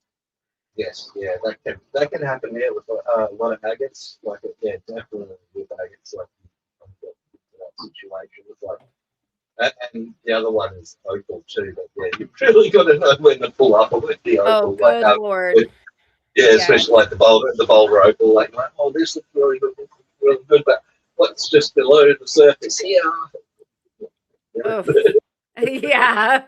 And you know, it's interesting. We were talking about backwards engineering last night, and boulder opal is definitely one of those things, as well as cutting the fire agate, where you have to This stuff. backward engineer it. Yeah. This has been so like this. I got this from Byron at Mark, and this is like cutting into this has been anti-intuitive. Like everything that we kind of try not to do in any other stone. Like, look at how brutal I am trying to get through this. Like, Yeah. you just want no other stone I would do that kind of treatment to, but I feel real bad. But like, I know underneath there is some real good stuff. Like, it's a few little hits in the like, oh. Oh yeah, it'll get good. But yeah, Akira's saying I'm a sucker for Australian boulder opal. So am I. And yet you have to be so disciplined, like with the backwards engineering. You're on a 240 burr, because I like to do them by hand. I'm pretty like, I'll occasionally do it on a wheel or on a flat lap, but most of the time I like to do them by hand because they go so fast. And so I'll be on like a 240, and as soon as you start seeing stuff, you got to stop and move to like the next grit, like your 600 or whatever, or else by the time you're done polishing, you're through the color bar, you know, unless you're on something that's so flippin' juicy and awesome that you don't have anything to worry about. And I'm still sweating bullets. I try to keep as much opal on the stone as possible, but it's really tricky to get the right timing for, again, opals and that fire agate. Those are the two worst culprits for, you know, oops, I shouldn't have tarried so long on the bigger grits, because now by the time I'm polished, I'm through the stuff. Yeah, and the worst thing with opal too is like if you know how the colors stack, you're like, oh, if I just go a little bit deeper, is it going to change color? Like, you know, it's like that. You know. Well, especially with the fire agate, you start going through those layers, and sometimes it's just red. But then sometimes underneath the red is some green, and underneath the green is some blue, and underneath the blue is some purple, you know, and you're just like, yay, there's the whole rainbow under here. And so it's really, you know, do you want door number 1 or door number 2? Or do you keep what you have in your hand? Yeah. Oh, it's so hard. It's such a gamble. Oh no. Oh, So at the very least, you're at the part where you're getting rid of material. That's the fun part. It's when it gets down to the nitty gritty where you're like, okay, like how far do I go? How far do Yeah. I dare? Yeah. Yeah. It's like I said, it's really like cutting into that event against every intuition I've had with stones. Like I feel so bad and so naughty. I'm so wrong. Naughty. You don't want to treat the stone naughty. Any other stone, I'd be actually like trying to save that chalcedony, and like, oh, that's really cool. Like the way it's formed, and it's all bubbling, and like how like in the same sort of almost what the actual the fire agate itself is, and it's like, oh, this is really cool. Any other stone, I've been trying to preserve that, but yeah, no, this stuff has to go. Exactly. I actually I will use my the 10-inch saw. Now I've got this little saw that I can also do, micro cuts with, but I would use the 10-inch saw to trim some of the stuff that you're chipping away at there with yours. And I would be getting these like little slablets off of the when I'm looking for the good part, right? And these little slablets are gorgeous. They look like ocho agate to me so much. Like they've got those big, like wispy cloud, formations that go through the deep red agate. And I mean, I'm like, okay, you're a beautiful agate. Why am I just going, nope, you're not what I want? Because there's something better in there. But like, it's such beautiful agate. It's kind of unsung gorgeousness. Most definitely. All right, I'm gonna cut this this little colorful number with the wee saw really quick. And yeah, I need a good name for the little saw. Like I said, it's Nibbler for my 10-inch, and then Big Meg or Megalodon is our 20-inch saw. And now I've got a 50mm saw. What is the name? You guys help me name my saw. I think you just did it. The we saw.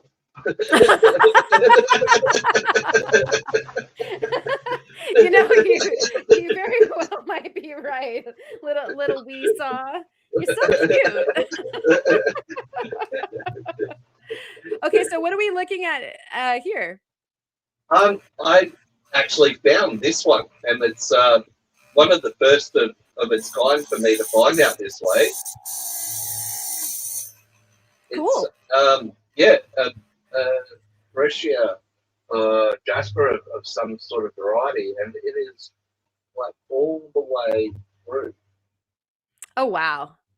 Yeah, so and it almost like, can you tip it on your left hand up, if you don't mind. Nope, other way.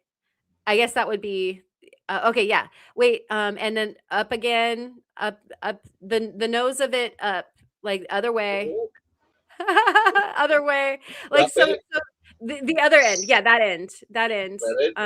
Yeah, put that up towards the camera, because it looks like it's almost like a basalty volcanic looking in the dark. Like kind of looks like some of our kind of like a welded tough looking material. It could very well be like from the area that I pulled it out of, like it is. Oh, Nibbler. That is awesome. Yeah, Greg Dirksen, I love it. Niblet. That is awesome. Niblet might have to be it, because it kind of like with the gold and the pink, it's kind of like a piglet. And so it like it could be like Niblet Piglet. I kind of really like that. or the wee little Nibblet. We little Niblet. Okay, I think we're there. That did not take long at all. And it looks like Harold just got here. It's so good to see you. Thanks. Hi, Harold. Yay, Harold. And it also looks like my mom is here, spellbound and delighted. She says, thanks for special energy for my mind, yum, and hugs from Judy, mom. Hi, Karen's Judy mom. Cheers, Mumsy. mom. You know how we name my equipment, don't you, Karen? Oh, please tell us all about your equipment naming. We named the big saw the beach, and the flat lap like the library, and Oh, things things like that. That way we can say I spent all day at the beach, oh, that is awesome. I or love that you so know, I much. spent all day at the library, or you know, I'm gonna call my faceting machine the gym. right? Exactly. I spent all day at the gym. Exactly, Manny. Winning. Exactly. Winning, I love it. Winning.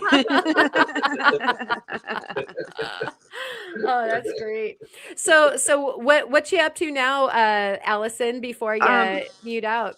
Yeah, I just changed grits, so I just follow along on high tech. They send an apron that I never use, but I do actually follow the directions on which wheel to use.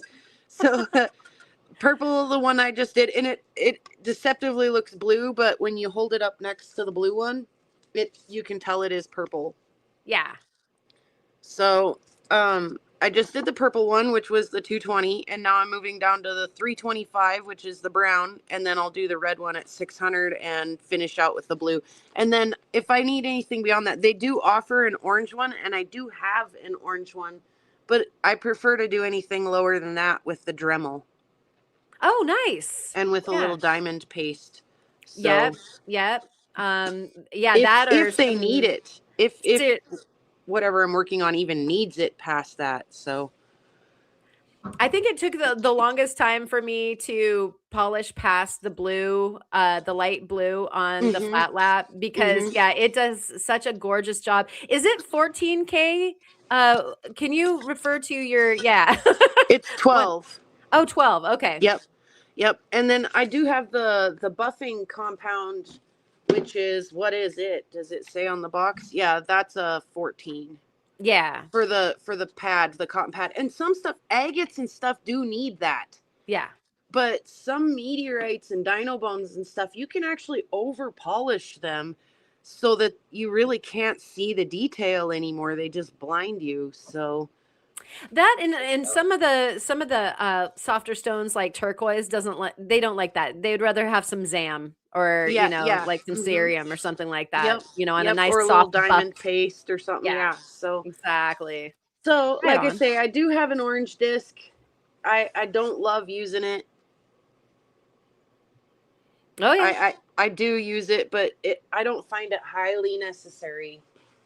So that's good to know for those of you that are out there that either have the high-tech flat lap or are thinking about getting it. It's interesting to hear about what people's preferences are and which, I don't know. I do have the red one, but I often skip it because I think when you first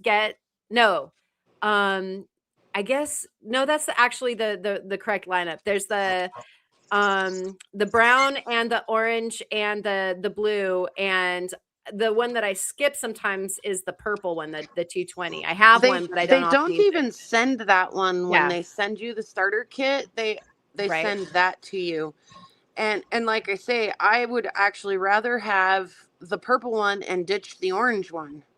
Right. So yeah. But I have them all, and some things require every single one of them, but some things do not. Gotcha. And so it's interesting because you've got those going on, and we actually see one over here at Muzz. She's working on that the one right in the ahead middle. of me. Yep. And no. and yet Muzz having problems. I don't know where it happened. I don't know if something is going on with my 1200 disc or if there's something going on with my Nova, but I came back over here and there were scratches all over the front of this that weren't there. So I'm back on 600, and I don't know. I when I get it back up to 1200, I'm going to put something I don't care about on it and see if it got, like, I don't know what could have possibly happened. I'm so careful with my stuff, but something went wrong, and so I had to back up. Oh, I'm so sorry, Ma. Bummer. It's you know, when you're not paying as close of attention, things happen. Even if you are, it still can happen. Oh yeah, Like but I was really especially careful on my 180, and I still got one of those bones that I did not get right. the saw marks out of.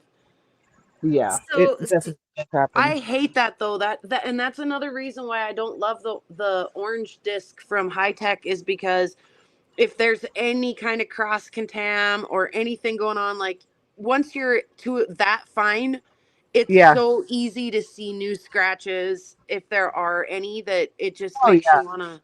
Oh my Yeah, gosh, it's makes me like wanna the higher up crawl. you go, it can Yep, literally be contaminated by every yep, other disc. So yep, it gets tougher and tougher. And like I use every disc that they offer. yep, And I might not need to. Like the one thing I don't do that with is Obsidian. I'll go straight from 1200 to Cerium because it really doesn't need the 3000. And with Obsidian, it's like the more you're working on it, the more time there is for it to scratch itself just by yep, existing. So yep, yep.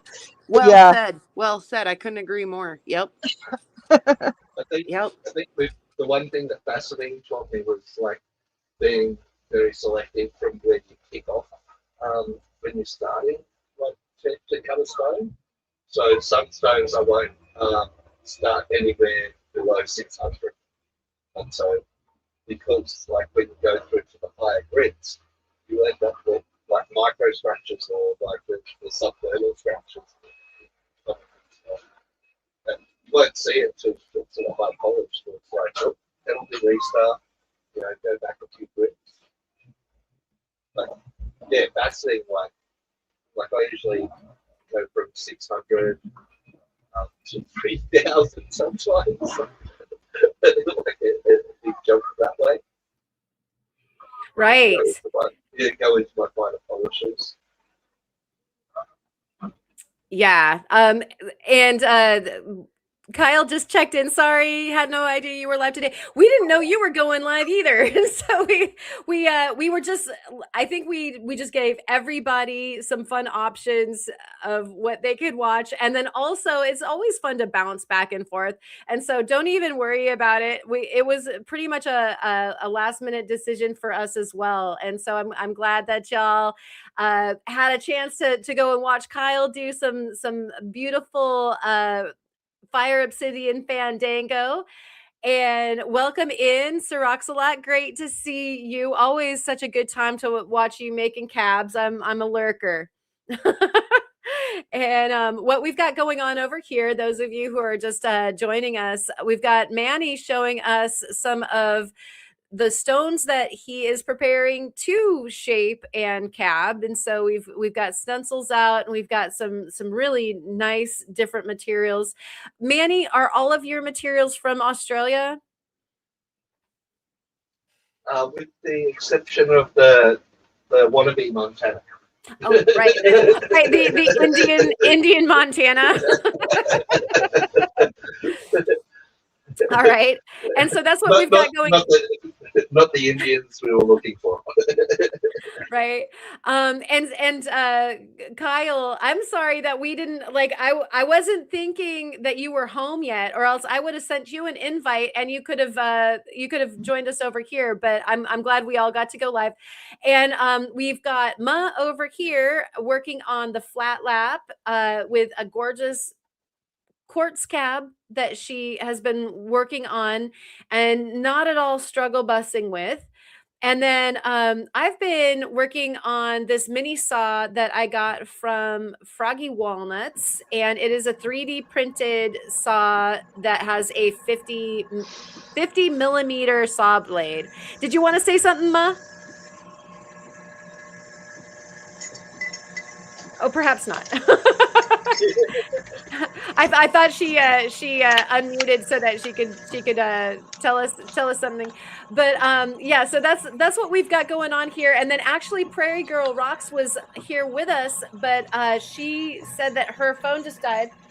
And so what I've got here, I have now trimmed 2 trims on this little tiny sunstone so that it is preformed enough that I can dop it in that little matte point right there, but you can see how much the shape has changed. Okay. You guys, this is what's going on. I keep losing all sound on my end, going to hard reset. Okay, so we'll see Ma back when she gets here. Meanwhile, we're working. Right, exactly. Little IT crowd there. We will bring her back when she comes, and then there were two. So this is a red and green sunstone that I'm getting ready to, as I said, gonna dop it on that little matte point there that I've made nice and flat, and then we are gonna do a facet job on it. And what you're looking at now is where our pavilion will go. So do I have any, that'll be the table. Do I have any suggestions as to what shape would be good for this? I mean, it would obviously be fine to make a round. And then there might be some other shapes that I could play with. What would you do if this was yours? So I will also show you measurements, because we are not talking about a gargantuan stone by any way. Niblet kind of mimics the colors of your sunstones, right? It does. Okay, so we've got our little calipers here, and I would say that our stone is looking like 11.3 millimeters at its fattest, going lengthwise, and we've got yeah, kind of like an 8. Oh, there, it's a little fatter there, so like around 9 millimeters going the other way. And so what would you do? That could, like, just from the dimensions, sounds like it could do like a little rectangle. An Asher cup. That's an Asher cup. Oh, a what again? An Asher? It's like a step cup. They use it a lot in diamonds. Ah, and so what's the shape? Would it be like a kind of like an emerald cut? Yes. Yeah. Yeah, gotcha. Very much like it. Yeah. So we're talking about the potential for a rectangle, which I do believe that this guy would rectangle nicely. One of the things that I definitely want to preserve is, let me get this wet here real quick. Actually, I can do it right on the saw table since it's schwitzing. I'm gonna try and incorporate that word into my week. Nice. So you guys can see that this is a bicolor stone, and if I do a rectangle, it might actually be easier for me to create it. So it's going red going this way, and then it was kind of more green going, which way was it? Yeah, I mean, you're seeing kind of the red halo the whole time, but yeah, it like kind of dives into a little bit more green going one direction.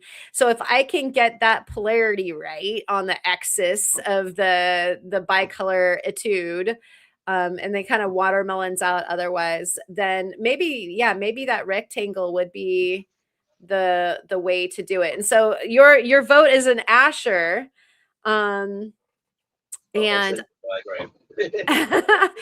actually we were looking at some of the Arya Akivan diagrams, and there were a couple on there that I have been dying to try, and so it might be an Arya.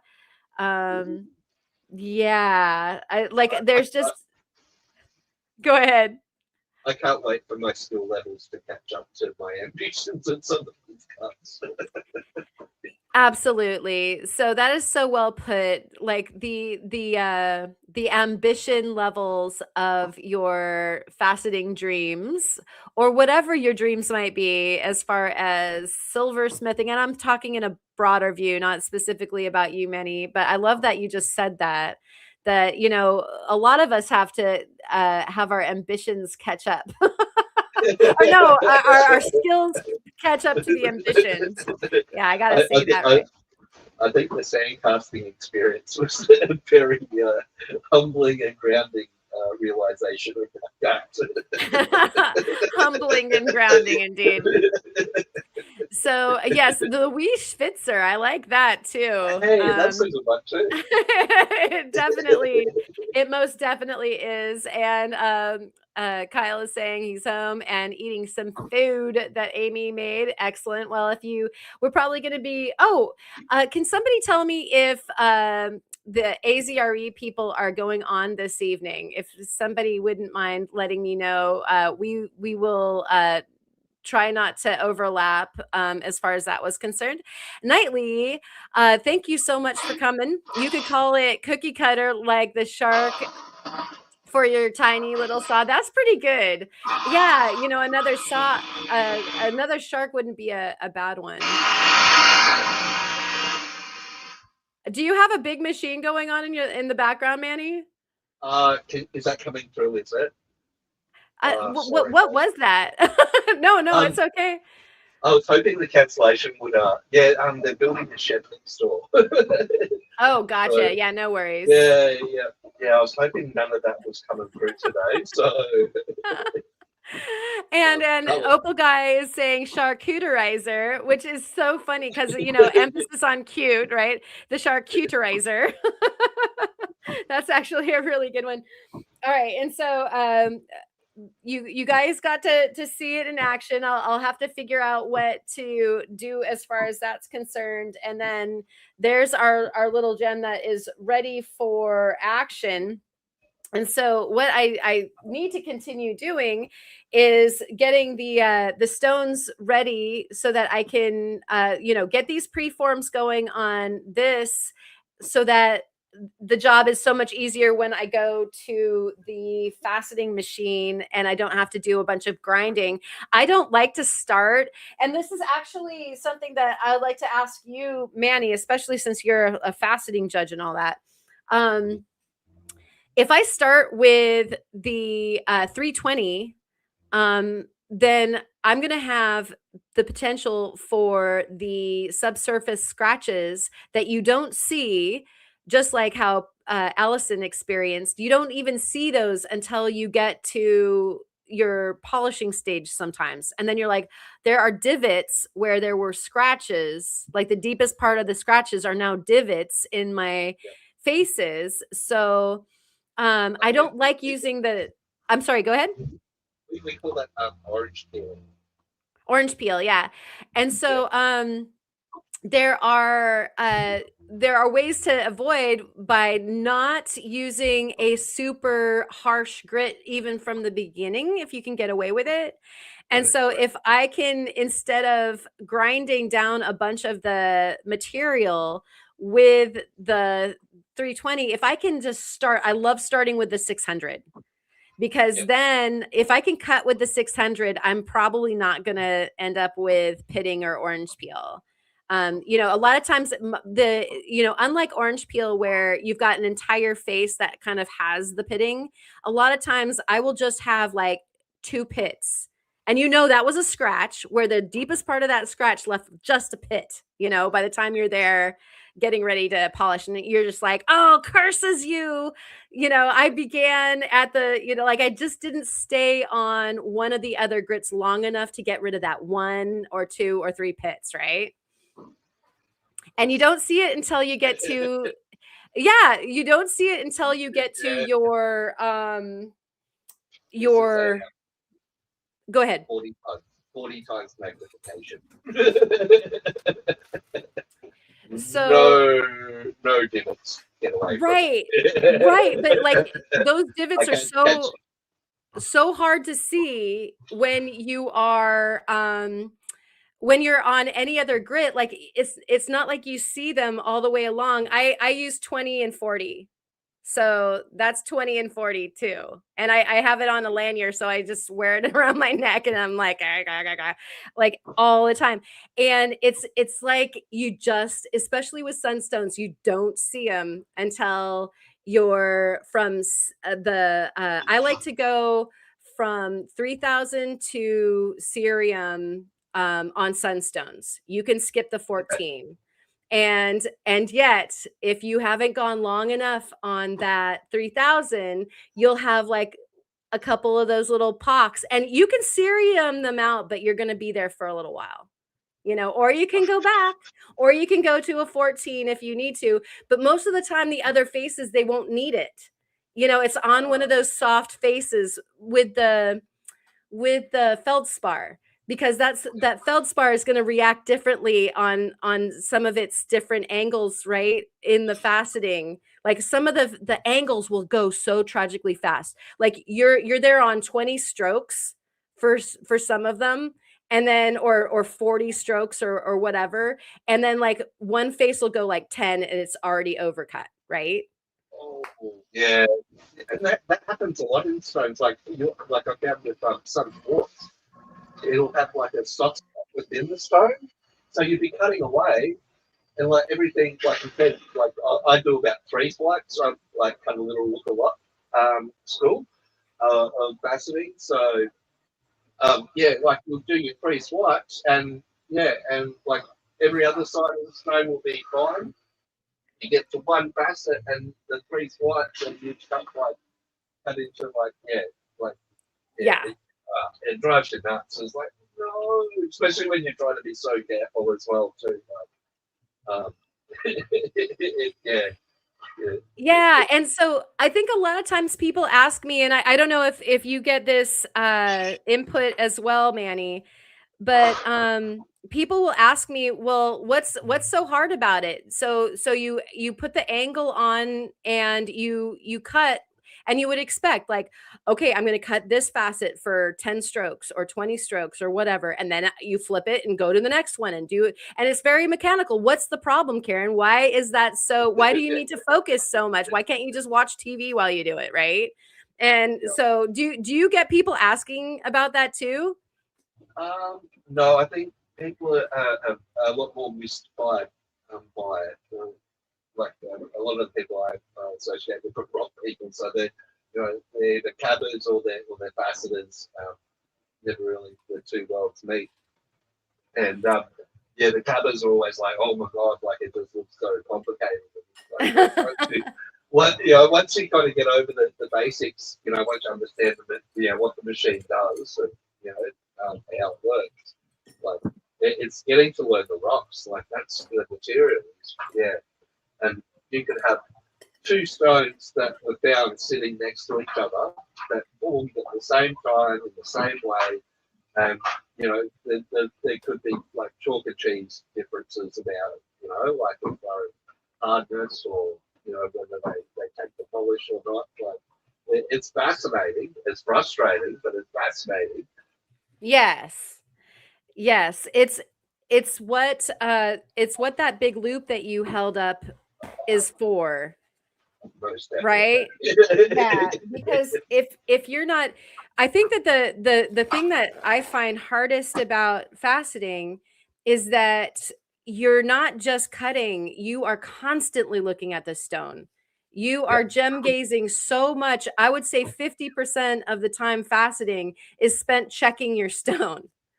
But that is how this sits when I'm like faceting. Like it's super good, too much big. Like yeah. Swipe. Yeah. So yeah, I was taught cut a little, look a lot. So yeah. And it helps. It takes a little longer to get work done sometimes, but it's when you rush it is when you really start making your mistakes. 100%. It's either rushing or not paying enough attention. Like as soon as you start like getting too comfortable, that's when, I'll just be like, oh, la-di-da, and expecting like I'll just do, like I said, I'll just do 10 strokes and check instead of maybe just 5, and because all these other faces have required like over 20, and that's exactly when you're going to get bit by the little shark that Knightley was talking about. or not paying attention, you go to the next facet to cut, and you're one index off instead of being bang. Oh, or Oh, that's the And then worst. then you swipe and not knowing that, until you look up and you've done your swipes, you're like, oh. Oh, that's so heartbreaking. And then another one actually that I just did on this past stone, and it's such a okay. Thank you, Ma. Are you sure you don't want to just hang out and show us? That's fine. Love you. um, and so yeah, one of the things that ends up happening often for me, and it just happened on this last stone, is that like I will get to the finish line, like I'm close, like I'm going from the last one to my polish, and I will leave the uh the index on the last number, change the angle, and I will go down without changing the index again. And yeah, and so you do, like I rubbed a corner on this last one, but happily it was with the polish. And so it wasn't bad, but it's there. I mean, I know it's there. You wouldn't be like you wouldn't see it. You would see it with your judge's eye, but most Yeah, people won't see it on that. But like I hate it when I do something stupid like that. And I just thought I saw Prairie Girl for a second. And so Allison, if you're coming back, then we'll go ahead and pop you back in. Yep, there she is. or not. Nope, not yet. Nope. Oh, are you having technical difficulties as well? Sort of. Let's have a look here. Wait. No, I Are just want you to turn it around so you don't have to look at me. You can see what I'm doing instead. Oh, we love seeing your face. Your beautiful face. And instead of doing that, I hit the leave button. Okay, I got it. Check it out. There it is. Woo. All right. We're on the brown pad. Woo. Moving along. Yes. And Ma, I'm sorry that technology wasn't on your side. We wish that you could hang out. Okay, so she's saying I could hear Manny but not Karen, or Karen but not Manny. Why? Oh. I think that sometimes Manny's quiet on the live too. Oh, really? Okay. Yeah, it's a struggle to hear him there as well. Oh, bummer. Okay. Is there a way that you could maybe get closer to your mic, Manny? Thank you for that input. Like in my earbuds, I hear you guys, but maybe that's because the StreamYard is making everything come in nicely, but it's not going out nicely. Not sure. I thought my headsets were working better. Is that better, or is that better? What changed? Other than on the track devices. So, I'm so sorry, guys. Oh, no worries. Yeah, then That's a bit better, yeah. Is that okay?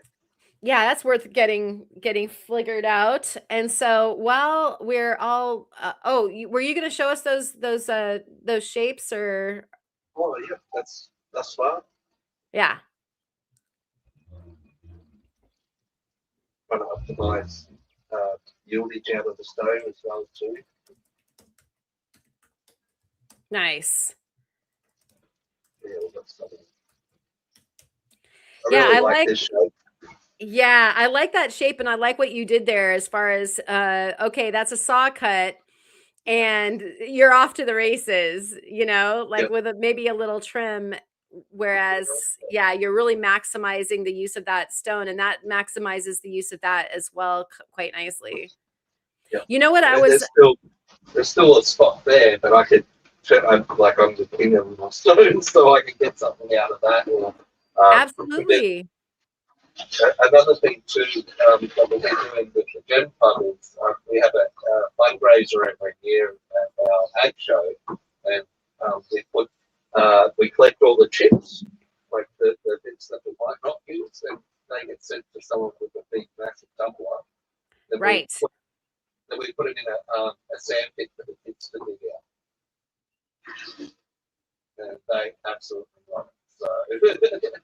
That is super cool. That's a great use. I usually use the little trims as earring stones or as ring stones, like accent Oh, yeah. stones.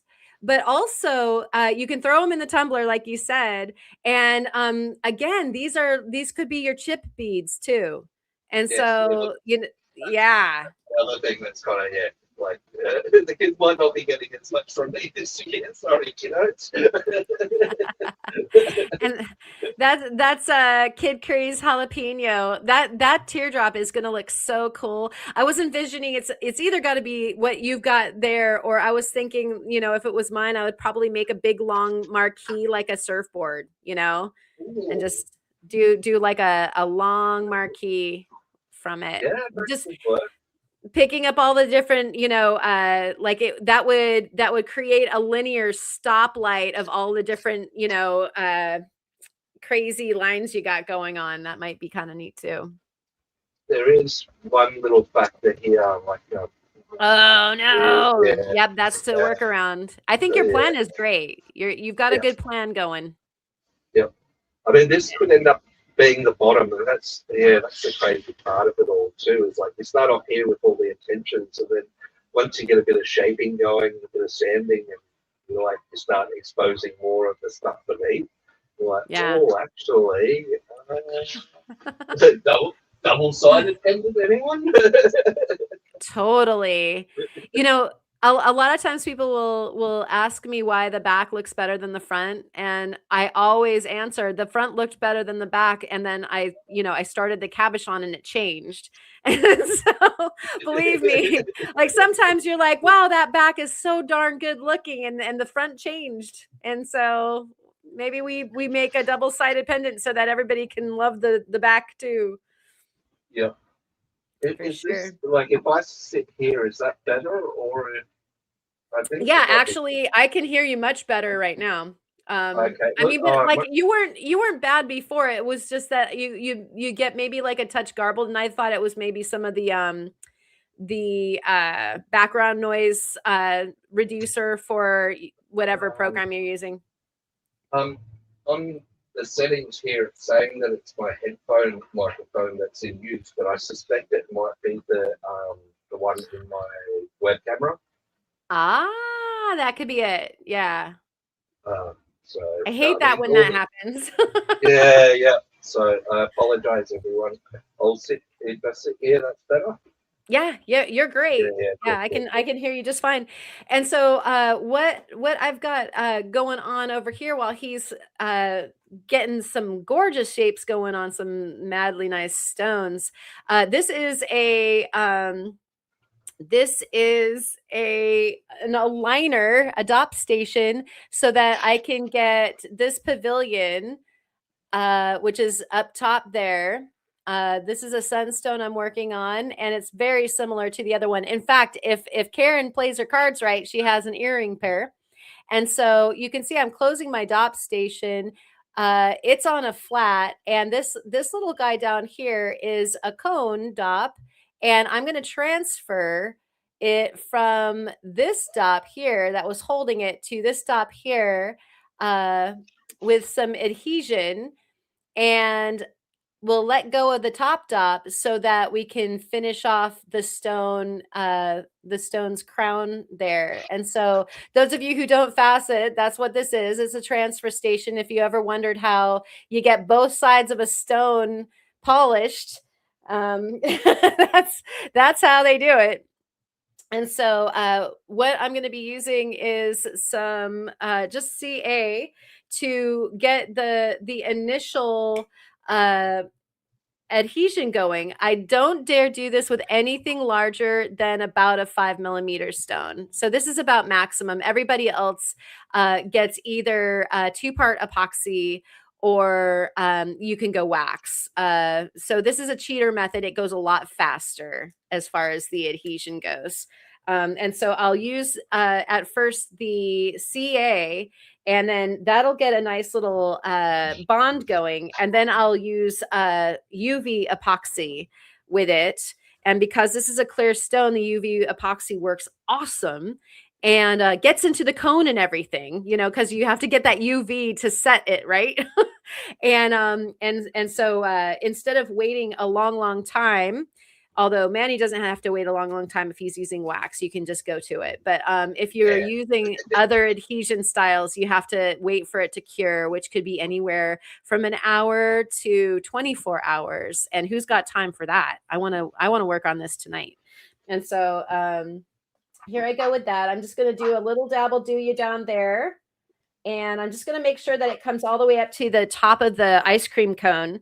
And that'll just help, because it's the top of the ice cream cone is where this is actually going to make a bond. You don't want to, it's not like you want it bonding through the bottom of the cup. It'll let go there when it gets warm.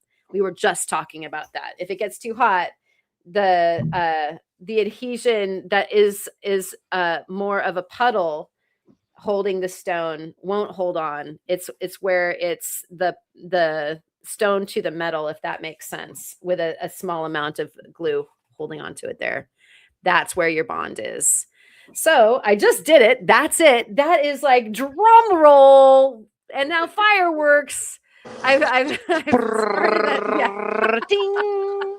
Yeah. What have you got going on there, Allison, other than giving me a great big drum roll? Yeah, same stuff, another bone. I see in the comments there that Candy's asking if you can recall where you got your cutting disc from. I do actually. That little cutting disc I bought off of Amazon. Thank you for pointing that out. And then I'm going to come back to you. Yeah. Okay. So let me go ahead and show this real quick. Shikow. We're going to move this over now. If I do much moving of this, then it might have a micro weirdness while it's setting, and not do a great setting. So I'm going to be very careful with that. This is the tool that or rather the little box and saw situation that I ordered. It's SHDIA tool. So whatever, however you say that, Shdia tool or whatever. It's diamond saw blade, 50 millimeters. They had different sizes, and this was from Amazon. And so what this box came with was the saw blade. 3 of them. You can buy one, I think 3, and then you can buy like packs of more. I wanted to try it out first. 55 millimeters by a 1 millimeter kerf. I do like thinner than that. I like to go 7.7, but I thought, with a table, it might be better to have a slightly thicker blade. And so I went with that. This kit comes with a big fat mandrel. My mandrel is not that fat for that. That would be a good one for if you were using it in a drill.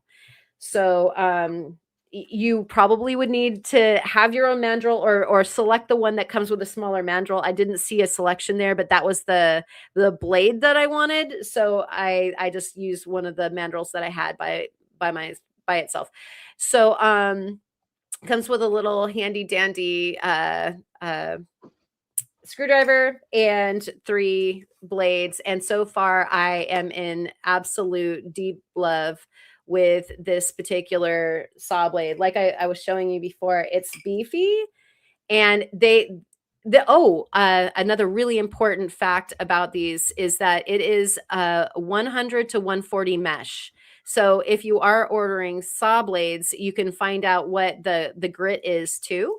So this is extremely aggressive, maybe overkill for opals and sunstones and that sort of thing. But I, again, wanted to test it ahead of time. So I could probably use this little saw setup even for, trimming agates and that sort of thing if I'm doing fire agates or something like that. Yeah, I was just thinking that'd be great for fire agates. Would it though? So here you go.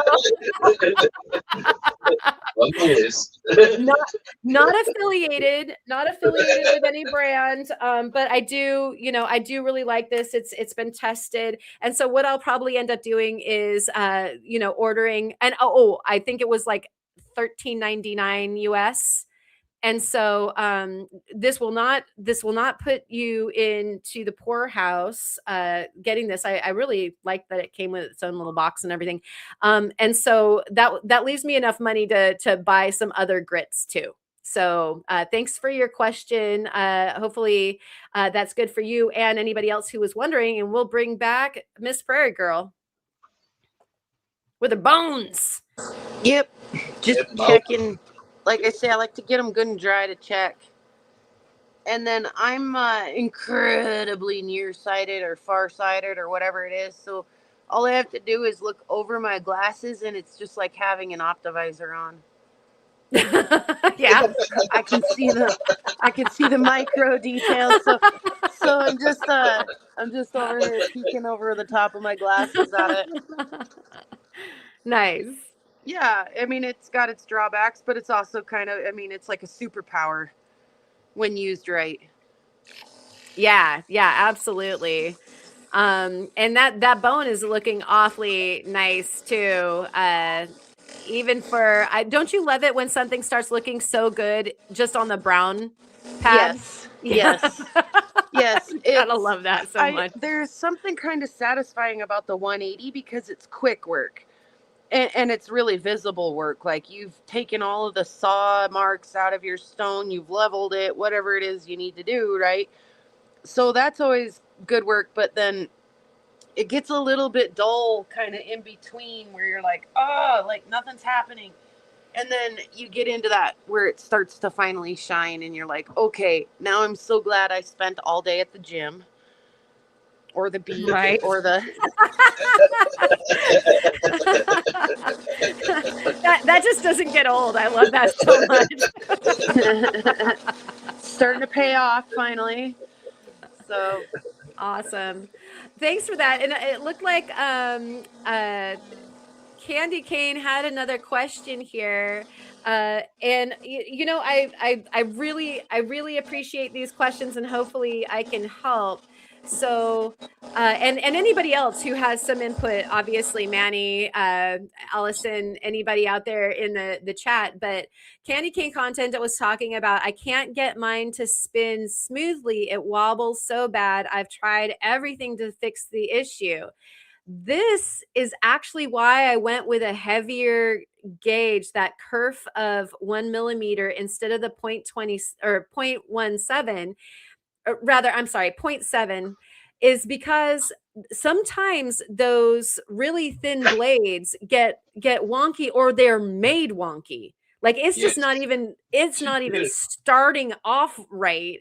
And so when you go to cut something very, very delicate, this is by hand how I've been doing all of my opals and stuff up until getting this little tiny saw. So here we go. This is the animal right here. What's the kerf on that? Do you know? How? It's not very thick. It's point. I think it's like 0.3 maybe, or something like 0.03 or something. But Okay. it's solid. Like there's no flex to it. Like Karen was saying. This, like, I'm not affiliated, but this is the Dremel branded one with the quick ease lock drum. Yeah, nice. This is a beast, an absolute beast. I don't really muck around with any other saw blades like this. Like I can cut through boulder opal, I can cut through agates, and yeah, you name it. Like this will chop through it. Yeah, But, you bring up such a good a good whole. This is like a big I'm trying to, it's kit and caboodle. I was like in kitchen for some reason. It's a kitchen caboodle. What ends up happening is there is this happy medium in between. Okay, you only get to choose one. Do you want like a whole bunch of diamonds? Do you want it really thin, or do you want it strong and straight? Maybe choose two. yeah. But you probably don't get all three all at once. And so in choosing a thinner blade, you run the risk of it being wonky. And if you're trying to cut something very, very delicate like an opal. If it's chattery, if it's it might be super thin and wonderful, but if it's got like a wonk or chatter to it, then you're going to end up either maybe Like cracking your stone or microfractures, microfractures. yeah, you're gonna it's gonna do its own little damage detail to it.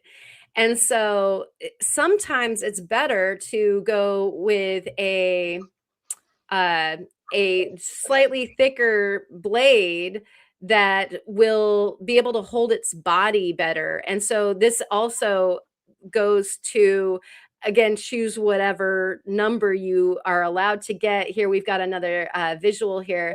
And this, it also depends on the size of, like, the diameter Right. of your disc as well too. So I've got this blade, and it's like one of my go-tos on my little 5-inch high-tech saw.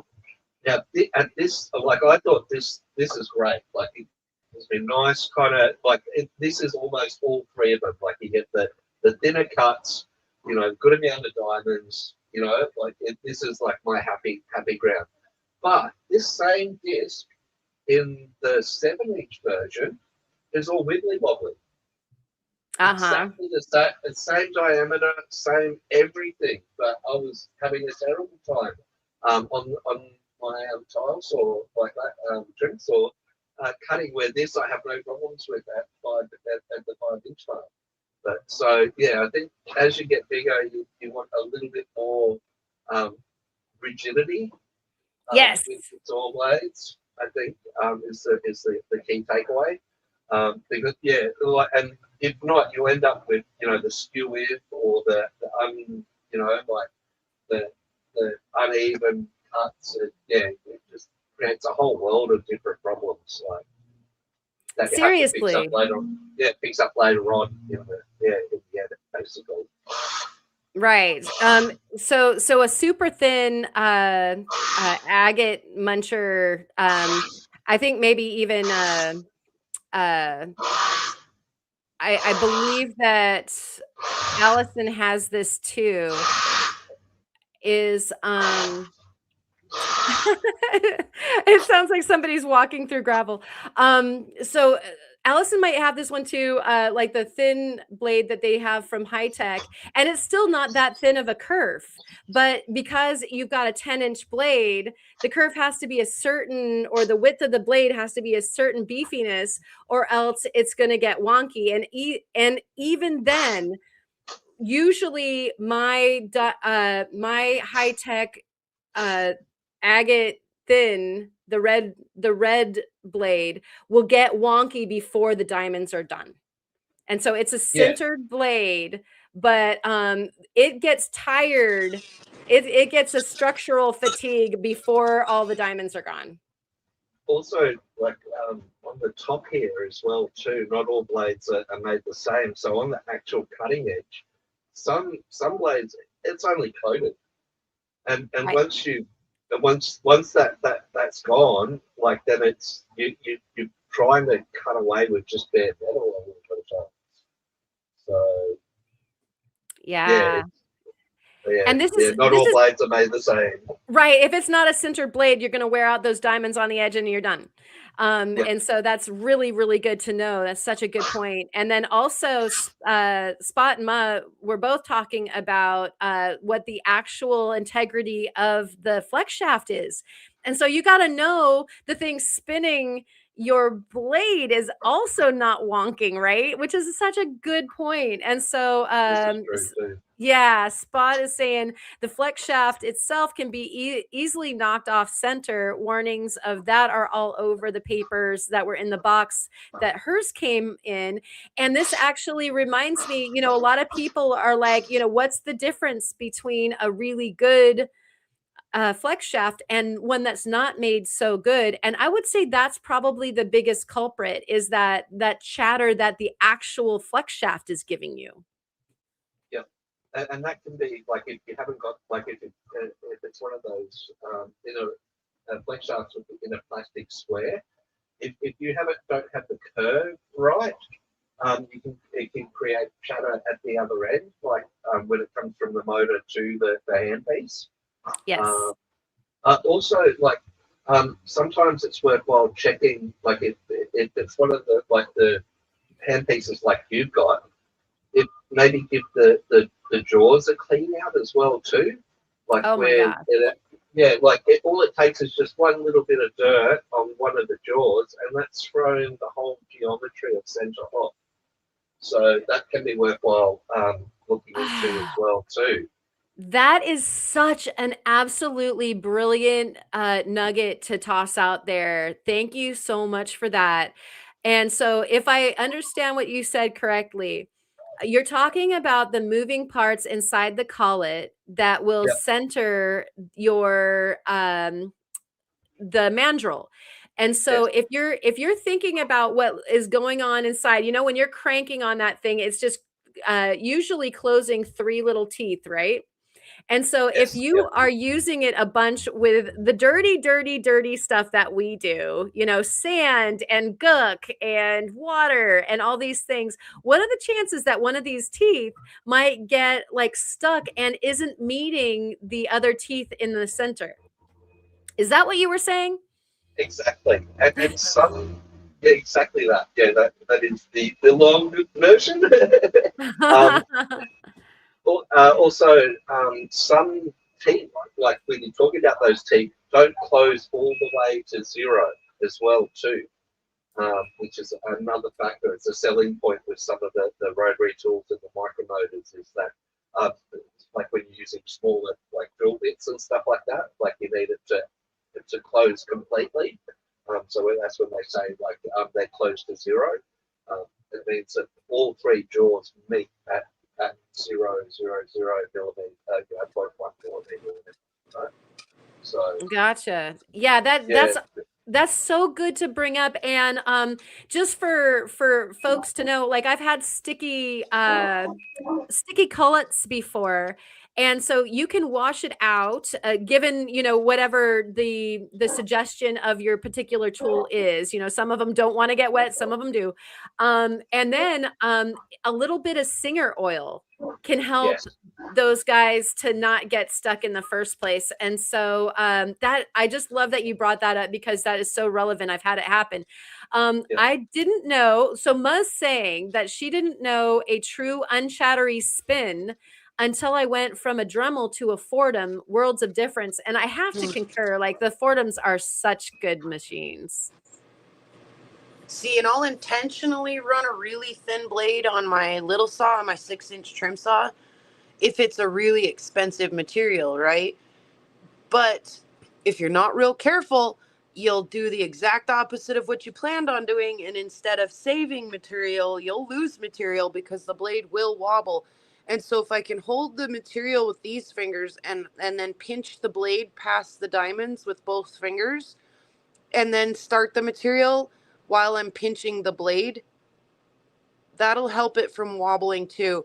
And then always start so slow when you do start. That way you don't, because the blade wants to skew if it's a round stone or, wants to go to the left or the right. But if you can hold it with your fingers as you start, pinch it between two fingers so that it can't wobble as freely, that helps quite a bit. That I love that you just gave us an operative method of trying to wrangle it, because I think if I understand what you just said, that if you can keep that like beginning of the cut Yes. going right, then it will hold itself. Now your material is kind of keeping the saw Yes. true as it's now tracking through the rest of your cut, right? Yes. If you can start, you'll definitely have a better luck going all the way through at a straight line. Yes. Genius maneuvers going on in here. That's such good advice. I love that. And so those of you who are working with smaller blades, I don't know if I'd hold my 20 like that. Right. I can't in my big saw because it's got a safety on it. As soon as you open the lid, it stops running. There you So, go. but Yeah. those smaller blades, and I don't know if I could hold a Dremel either. That's pushing it, but Yeah. Yeah. just a FYI. Definitely start. You should start slow anyway if you don't have a gear driven saw. If you're running a gravity saw, you should start slow always and give your blade a chance to get set true. Yeah. This is such wonderful advice for working any size saw. Obviously, with the larger size saws, you are going to have the lids that would impede you from using like a hand guidance system. But your suggestion for starting off on the slow side is really relevant. If you've got a saw that has a variable speed, like a lot of people just go, why isn't stronger better? So I'm just going to whip that bad boy to like volume 10 all the way through and just go for it. And if you have like a softer material or a shattery material, then obviously going slower and maybe wetter is like the better way to go. With this here, I'm using the little bench dealio. Let me do this really quick. So that little guy there, the Beaver bench grinder polisher, is what I'm using the flex shaft on to power this here saw. And it's a variable speed. And I talked about this yesterday, is that I got a variable speed tool to power that flex shaft, because sometimes you got to go slow. You might want to go fast all the time, but sometimes you do have to go slow. So all these cuts that I have been doing today that you guys have been watching have been on the slowest rotation that this saw will go. I don't even know how it cuts when it goes faster. And that's probably why I'm getting like some interesting little breakage at the end. I'll figure that out though. And this is great because we be nerdlings. I love it. You guys are so wise, though. This is like some of the best, wisitude going on in the chat today. I really appreciate you guys and your input. I'll be watching this over again to make sure that I remember. I'll take some notes on some of this so that I'm remembering it on a cloudy day. So Mr. Chubby Hubby is saying, fun saw fact that probably has nothing to do with this issue, but most larger circular saw blades are not flat at rest. They flatten as they spin up. Oh, that's super cool to know. Yeah. So Mr. Chubby Hubby, I have a question pertaining to this. So at what diameter are we talking about where this comes into play? Is it everything over, say, 14, or what number? What number of inches are we talking about? I'm interested just because, like I said, it seems like my 10 will start to wonk, and I can tell, like it'll start making a if you could hold on to it like what Allison is saying, then it would fix things, because I'll get like a little bit of flay, and you can totally tell from that blade mark, oh, it's chattering. And then it's just time for another saw blade, because I can't stand it when it's doing that. I agree. When it comes to I'm sorry, could you repeat that, Manny? That started off a little bit on the muddled side, and so I wasn't quite able to hear you. Yeah, I'm pretty like one of the biggest consumables in my studio is saw blades. I'm brutal when it comes to that saw's done. Especially with some of the material, I want like nice clean cuts and a good saw blade. I don't want to be pushing and struggling. If that makes sense. Oh yeah, absolutely. Yeah, like unfortunately they are another item that's like pickles in the refrigerator or whatever. You just like, or chips in the bag. You just, oh my gosh. And that becomes very expensive if your saw blade costs you, say, like $80 a pop, or, those 20-inch saw blades are wicked expensive. So we've got, in order to get them cupped, you just use a SARS anvil. They are basically blocks of metal with a wee bit of dishing on the top. Very cool to know. I've heard about people bonking their saw blades with a mallet. And I haven't really had the cojones to do that yet, but perhaps I need to grow some. And The other thing that gives your blades a little bit more life is peening them as well too. I don't know if you've ever heard of that term or that process with saw blades, but basically on the cutting edge you get a glaze from the heat and the friction of the stones that you're cutting, and you come along with like a brick. No, like they no, have no. those. Oh, No. I won't say the word because it might get us in trouble, but it's a beast, a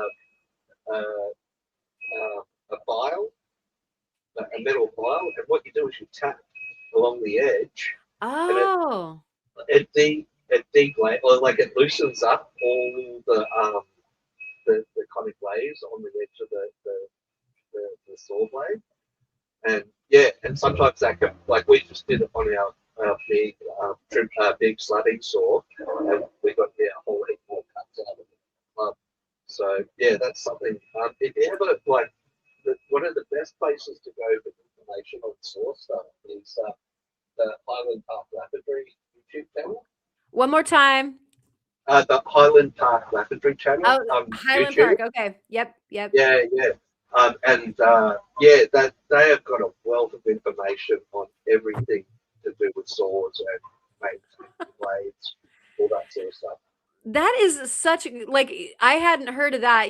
Dressing you hear of, and I have the tendency to dress my saw with stuff that, like, I find here on the ocean side, because it's like the best brick ever. But then this pinging thing I hadn't heard of, and I'm wondering, do you do it while it's on its arbor, or do you want to take the saw blade off? Take it off. When it's on its arbor, you're not bashing it, you're tapping it. Like that is the big takeaway here. Like you just kind of, but you got to turn the blade as you're doing it. Gotcha. And that's hilarious that, like, that was the file you were talking about, because like Karen's slow brain, I obviously haven't had enough of the tea that's in my cup.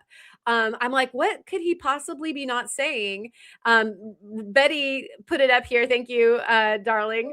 And I didn't want to get in trouble. Everybody's got one of these files, though. It's like it's the handiest file that you have in your shop, right? So thank you.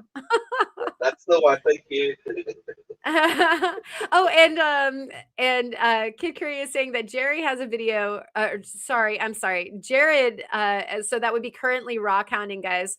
Has a video on how to ping your blade, and he is suggesting to remove it. And here Harold also just said so.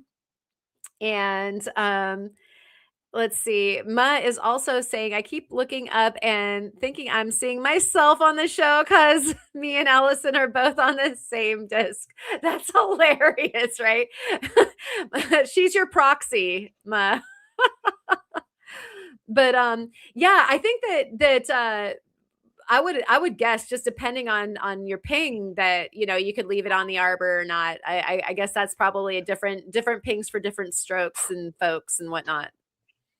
Yeah, well, I mean, we did it on like our big, like 20-inch saw to get the blade off was undershoot. So, yeah. getting So, getting the blade spacing for me is like just enough of a little bit of a headache that I don't enjoy taking it off of the arbor, but at the same time it really wants to come off the arbor every now and again, so you don't have your like, okay, so both your file doesn't want to not or does want to not have a daddy, and then also you don't want your nuts to freeze on your arbor. We're gonna say all the things.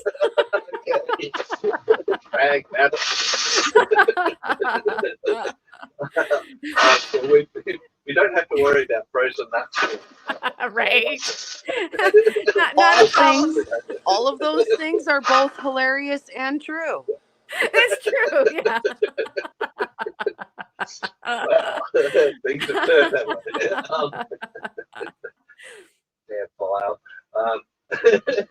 But yeah, like the thing that also, like, I mean, taking the blade off the arbor, you run the risk of, like, I if I did that, I would be OCD cleaning the arbor before I put the blade back on, because that can, like we were talking before, cause wobbles as well too. So Yeah. if you take the blade off, like, put it back on, it's a great opportunity to give the arbor a bit of a clean and that sort of stuff. Yeah, yeah, you know, it is. It's like you don't want to fix something that ain't broke. But then Yeah, if it's needing a good ping, then you know maybe it's broke enough that you go ahead and throw caution to the wind and take it off. Age of Anderson is saying that I pinged the 20 on the arbor, which yeah, I would probably that is a big hassle. And then I pinged the dainty 6-inch off the arbor, and so yeah, I could yeah, that makes see. sense. Yeah, doing each. And then Harold is definitely doubling down that frozen nuts are the worst. Yeah, that is just not a problem that you want to have. It is not cool. I mean, it's cold is what it is, but yeah. And so Kid Curry is here singing ping your bell, ping your bell. And so you know, I think that I am nearing the time in which I should probably go and look at what's in the crock pot. And we've been going for a little while, almost 3 hours, which is awesome. Thank you guys for working alongside and joining us for this here live. And so, do you have, Manny, any more words of wisdom or anything that you feel like you need to get off of your chest over there? I'm pretty good at the moment. Shared some pretty awesome nuggets and awesome time. So, you help this you well. Yeah, as you get older, that's one thing that you realise. Yeah, you help this you well. Look after your health, guys. Right on. And and so we dropped some incredible nuggets, I think, on this here. And I'm saying more of this about y'all brought the good game today. And so if people want to see the end result of what you're working on today, where do we go see this? On my channel, Animare Arts. Yeah, well, all of this will end up being on there. I've kind of got the outdoor broadcast set up happening now, so that should make it content a lot easier. Excellent. And as we were all talking about earlier, this live stream, Manny just got to 100 subs on Animare Arts, and so if you're subbed over there, woohoo! If you're subbed on over there, then you're going to get a notification of when you can see these things done. And so definitely make sure that you're subbed over there. And then, do you think that you might drop a few previews over there on the Discord too?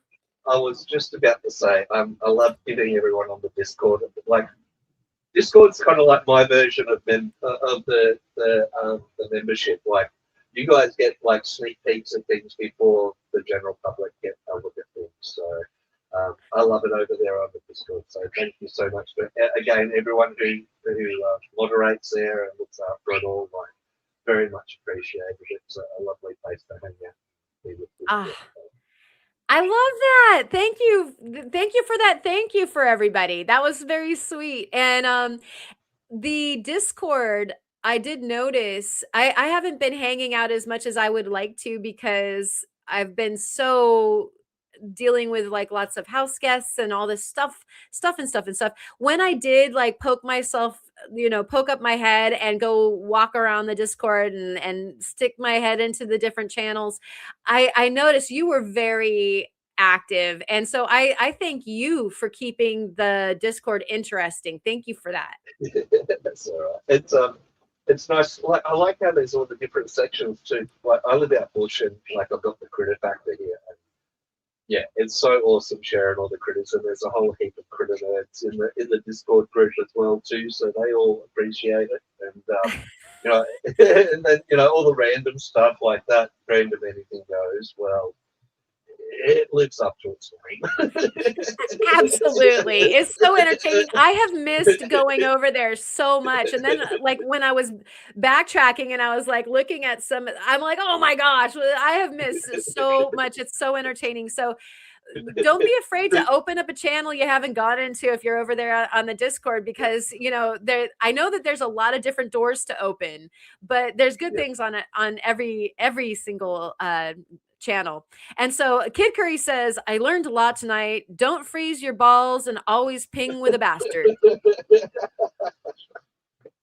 I love it. Thank you. I'm glad I didn't have coffee in my mouth there. Right? If we have one takeaway for this evening, we've got it there. That's it. That's gonna be my mantra for the week. Right. Total mantra. That is such mantra action for sure. And Mr. Chubby Hubby was asking non-facetiously if anyone out there needed a good nut buster recipe, and we have it here. It is half acetone and half automatic transmission fluid. Works a treat. Thank you so much for that. I swear, I'm coming back and I'm definitely going to be writing a list of things I got to remember from this live stream that you all dropped. And I'll do some chapters. I don't usually do chapters on the Maker's Bunches because they're like long, but I will do this one because this is just, there's too many nuggets of awesomeness. So come back and you'll see like the nut buster chapter, et cetera, and so forth. Thank you so much. My version of that is map gas. Oh yeah. Map gas. No, not safe with map gas around. Yeah, but don't like do the acetone and the map gas at the same time. I'm just saying. Yeah, that's like the mega fuel. Mud just tossed up the Discord invite. So if you are not on the Discord yet, then your invite is that you are here. And we know that you're a rock lover if you're here with us. And so definitely take that Discord invite, go over and join the Rockhound Roundtable Discord server, which has a gazillion channels that vary from lapidary to general to our competition channels, jewelry, faceting. If you can do it with rocks, we've got a channel for it over there on the Discord. So definitely come and join us. Kid Curry is bummed out that we missed the Manny spit take. I love your that form that you're doing right there. That's going to be a winner, buddy. I love that. Yes. There it is. There it is. Boom, boom, baby. And Phil has joined us. Thanks for coming. We are just about to wrap it up, but believe me, if you scrub back even just about 20 minutes, you're going to get some good whys and some guffaws out of it as well. And Spot is saying, I used to get my templates at a drafting supply store, mostly by college bookstores. Yeah, definitely check that out. And Latigo Liz was talking about 3D printing templates available via Dad's Rocks. And then boof, here comes Phil. So it was like somebody said Beetlejuice, Kyle. And so good. Um, and Scott saying, have a great night. So thank you, Scott. And Miss Allison, Prairie Girl, you are on the blue, which means that we're gonna get some polish. Eh? Ooh, look at that. We're seeing light. Heck yeah, we are. Light at the end of the tunnel. After Nice. spending all day at the gym. Shiny, shiny, shiny. Yeah, that's shiny, shiny. And again, you know, that is such wonderfulness when you're getting that on that blue. Look at how pretty Yeah. that is. These I haven't done these yet, but these are, you know, they're so close to done. And once you get this far, you really don't have to spend as much time on these lower wheels as you did up high. Right. You can kind of buzz through this last wheel pretty quickly. So that is indeed what I am doing, is buzzing through this last wheel pretty quickly. And we were here. Are you on the that pinky red bone yet? Which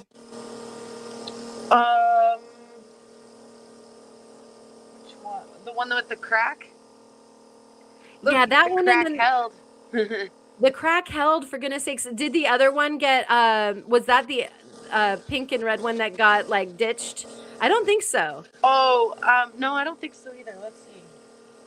Is that the one I'm doing right now? No. This one?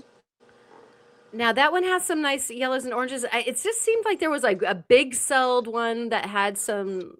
Yes. Oh. Yeah, that is so good.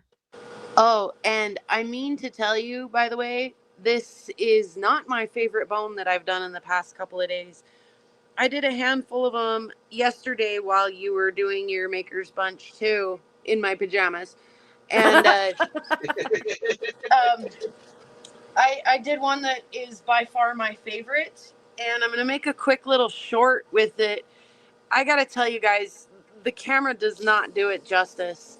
In hand, it is so much more pretty than I can make it look on the camera. And it's weird because the other ones that I did that day are the opposite of that. Like, they look way nicer on camera than they do in hand, which is, you know, that's nice. That's kind of an odd trade. But the other ones that I did, they're just absolutely stunning. So stunning that I had to do a short for the one.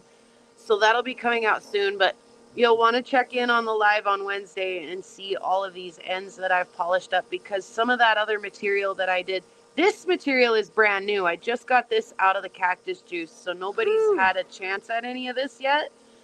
But the stuff I did yesterday, some of you guys have bought and probably already received some of those. And if you haven't got around to polishing them yet, you'll get to see that on Wednesday. You'll get to see that material that you purchased all polished up over here. So Yay!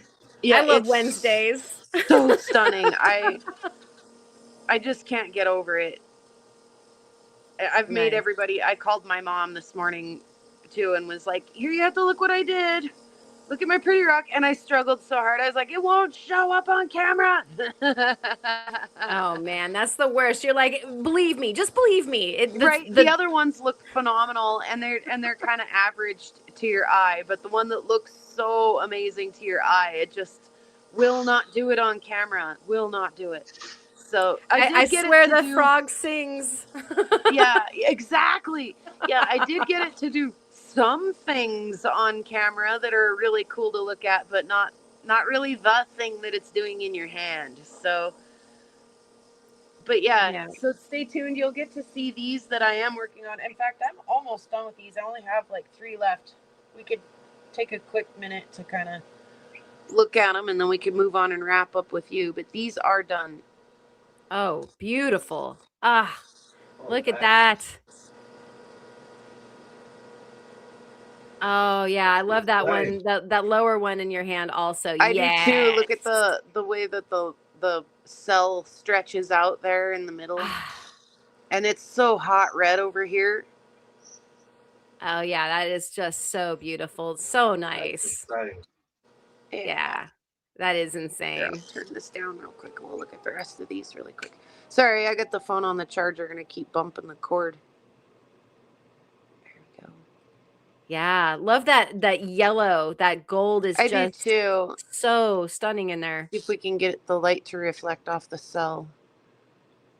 Nope, it's just so glossy. And then these are Too glossy, sorry. too pretty. You know, that's kind of ordinary colors in there, but I do like the way it's arranged. You know, because it's got a high contrast, Yeah, because it's so dark over here and they it just really splay works. in there. Yeah, it gives it kind of a stellar, like outer limits kind of look. This piece is actually Wow. really pretty. Yeah, there's some gemmy stuff happening in here. That's just a horse of a different color entirely, you know, like Entirely. yeah, that cell structure, everything is just fascinating. Yeah, very interesting. And then these are the three that they got one more. They've got this blue grit to go. But Oh, we'll take a yeah. look at it anyway. Man. Oh, you know, and these are always so much fun to look at underneath the microscope. It never gets old, ever, Oh man, ever. ever.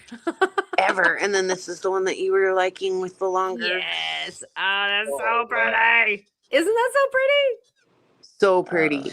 So pretty. Love the Look, ombre your on obsession that. unlocking. What's that, Manny? I said I can't look. New obsession unlocking as we speak. Yeah, and Yeah, thank no. God for that cactus juice because some of these were so crumbly. Like this one was really, really pretty bad. Just off the saw. There's no way that this would have took a 180 grit or anything else without just crumbling the whole way through. So thank goodness for that cactus juice. It really does a good job.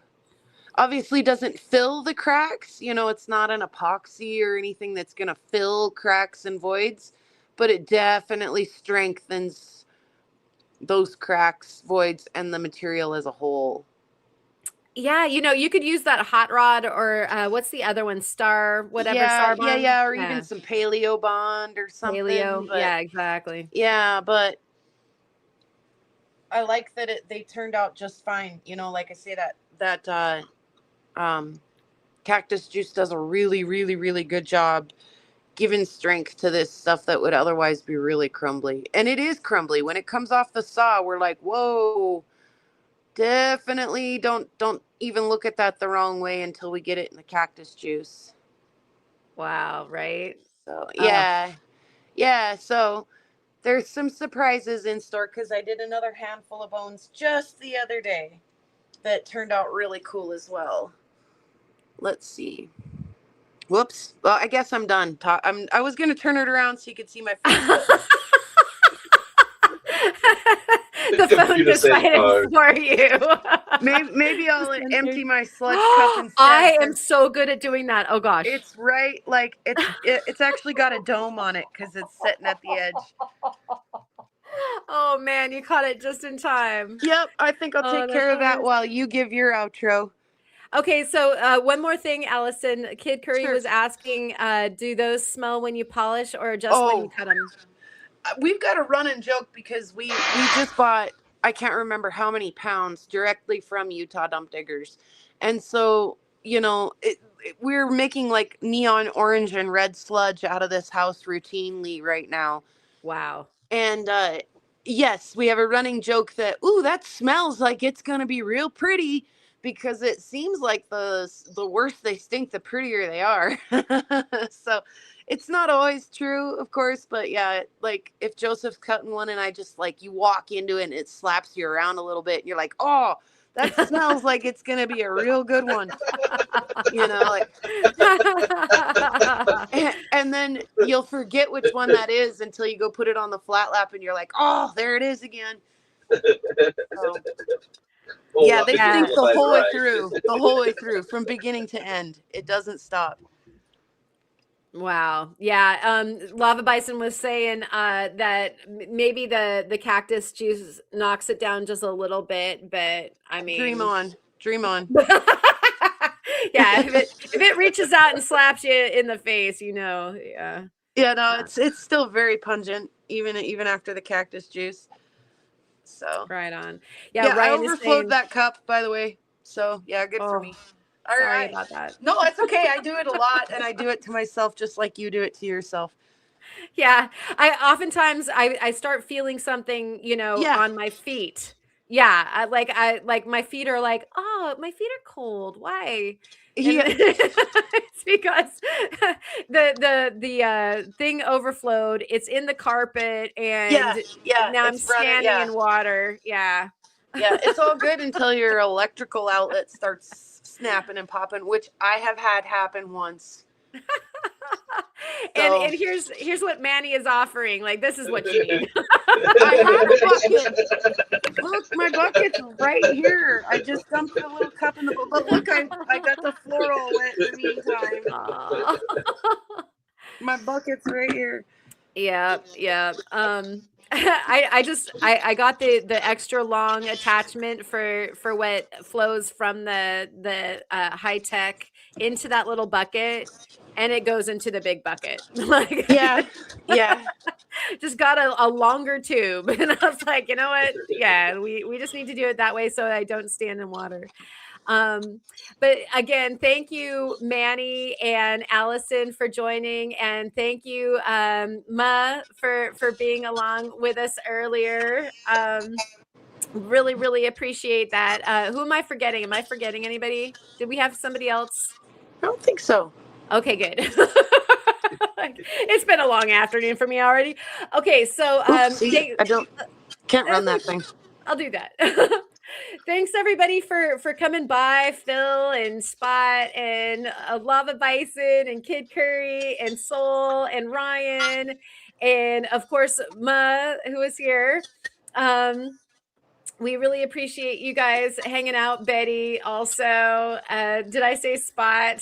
And all y'all, Mr. Chubby Hubby, you guys all rock. Have a great rest of your Sunday. It was great being able to hang out with you for Friday, Saturday, and Sunday. What? Maybe we have to like Monday, Tuesday, and bring you on to Allison's Wednesday. Heck yeah. Let's just do a whole back-to-back week. And thanks everybody for juggling with us with Kyle. Sorry about that overlapping. We'll try to make sure that we're all consolidated next time. But really appreciate you. Yeah, I know we know. Sorry about the audio, guys. Too. I'll invest in a mic for the next slide. Well, we enjoyed having you any which way you slice it. And then, if we didn't know what you said, then we can go ahead and fill in the blanks, and get creative. Or let the auto captions get creative. Yeah, I would love to see what the closed caption, yeah, what it does with Manny. This is going to be a good one. So everybody look out for the chapters so that we can get your wise words. You can go straight to them and all the fun. And we will see you on the next one. Cheers and have a great rest of your weekend, y'all. Woo! See ya. Bye.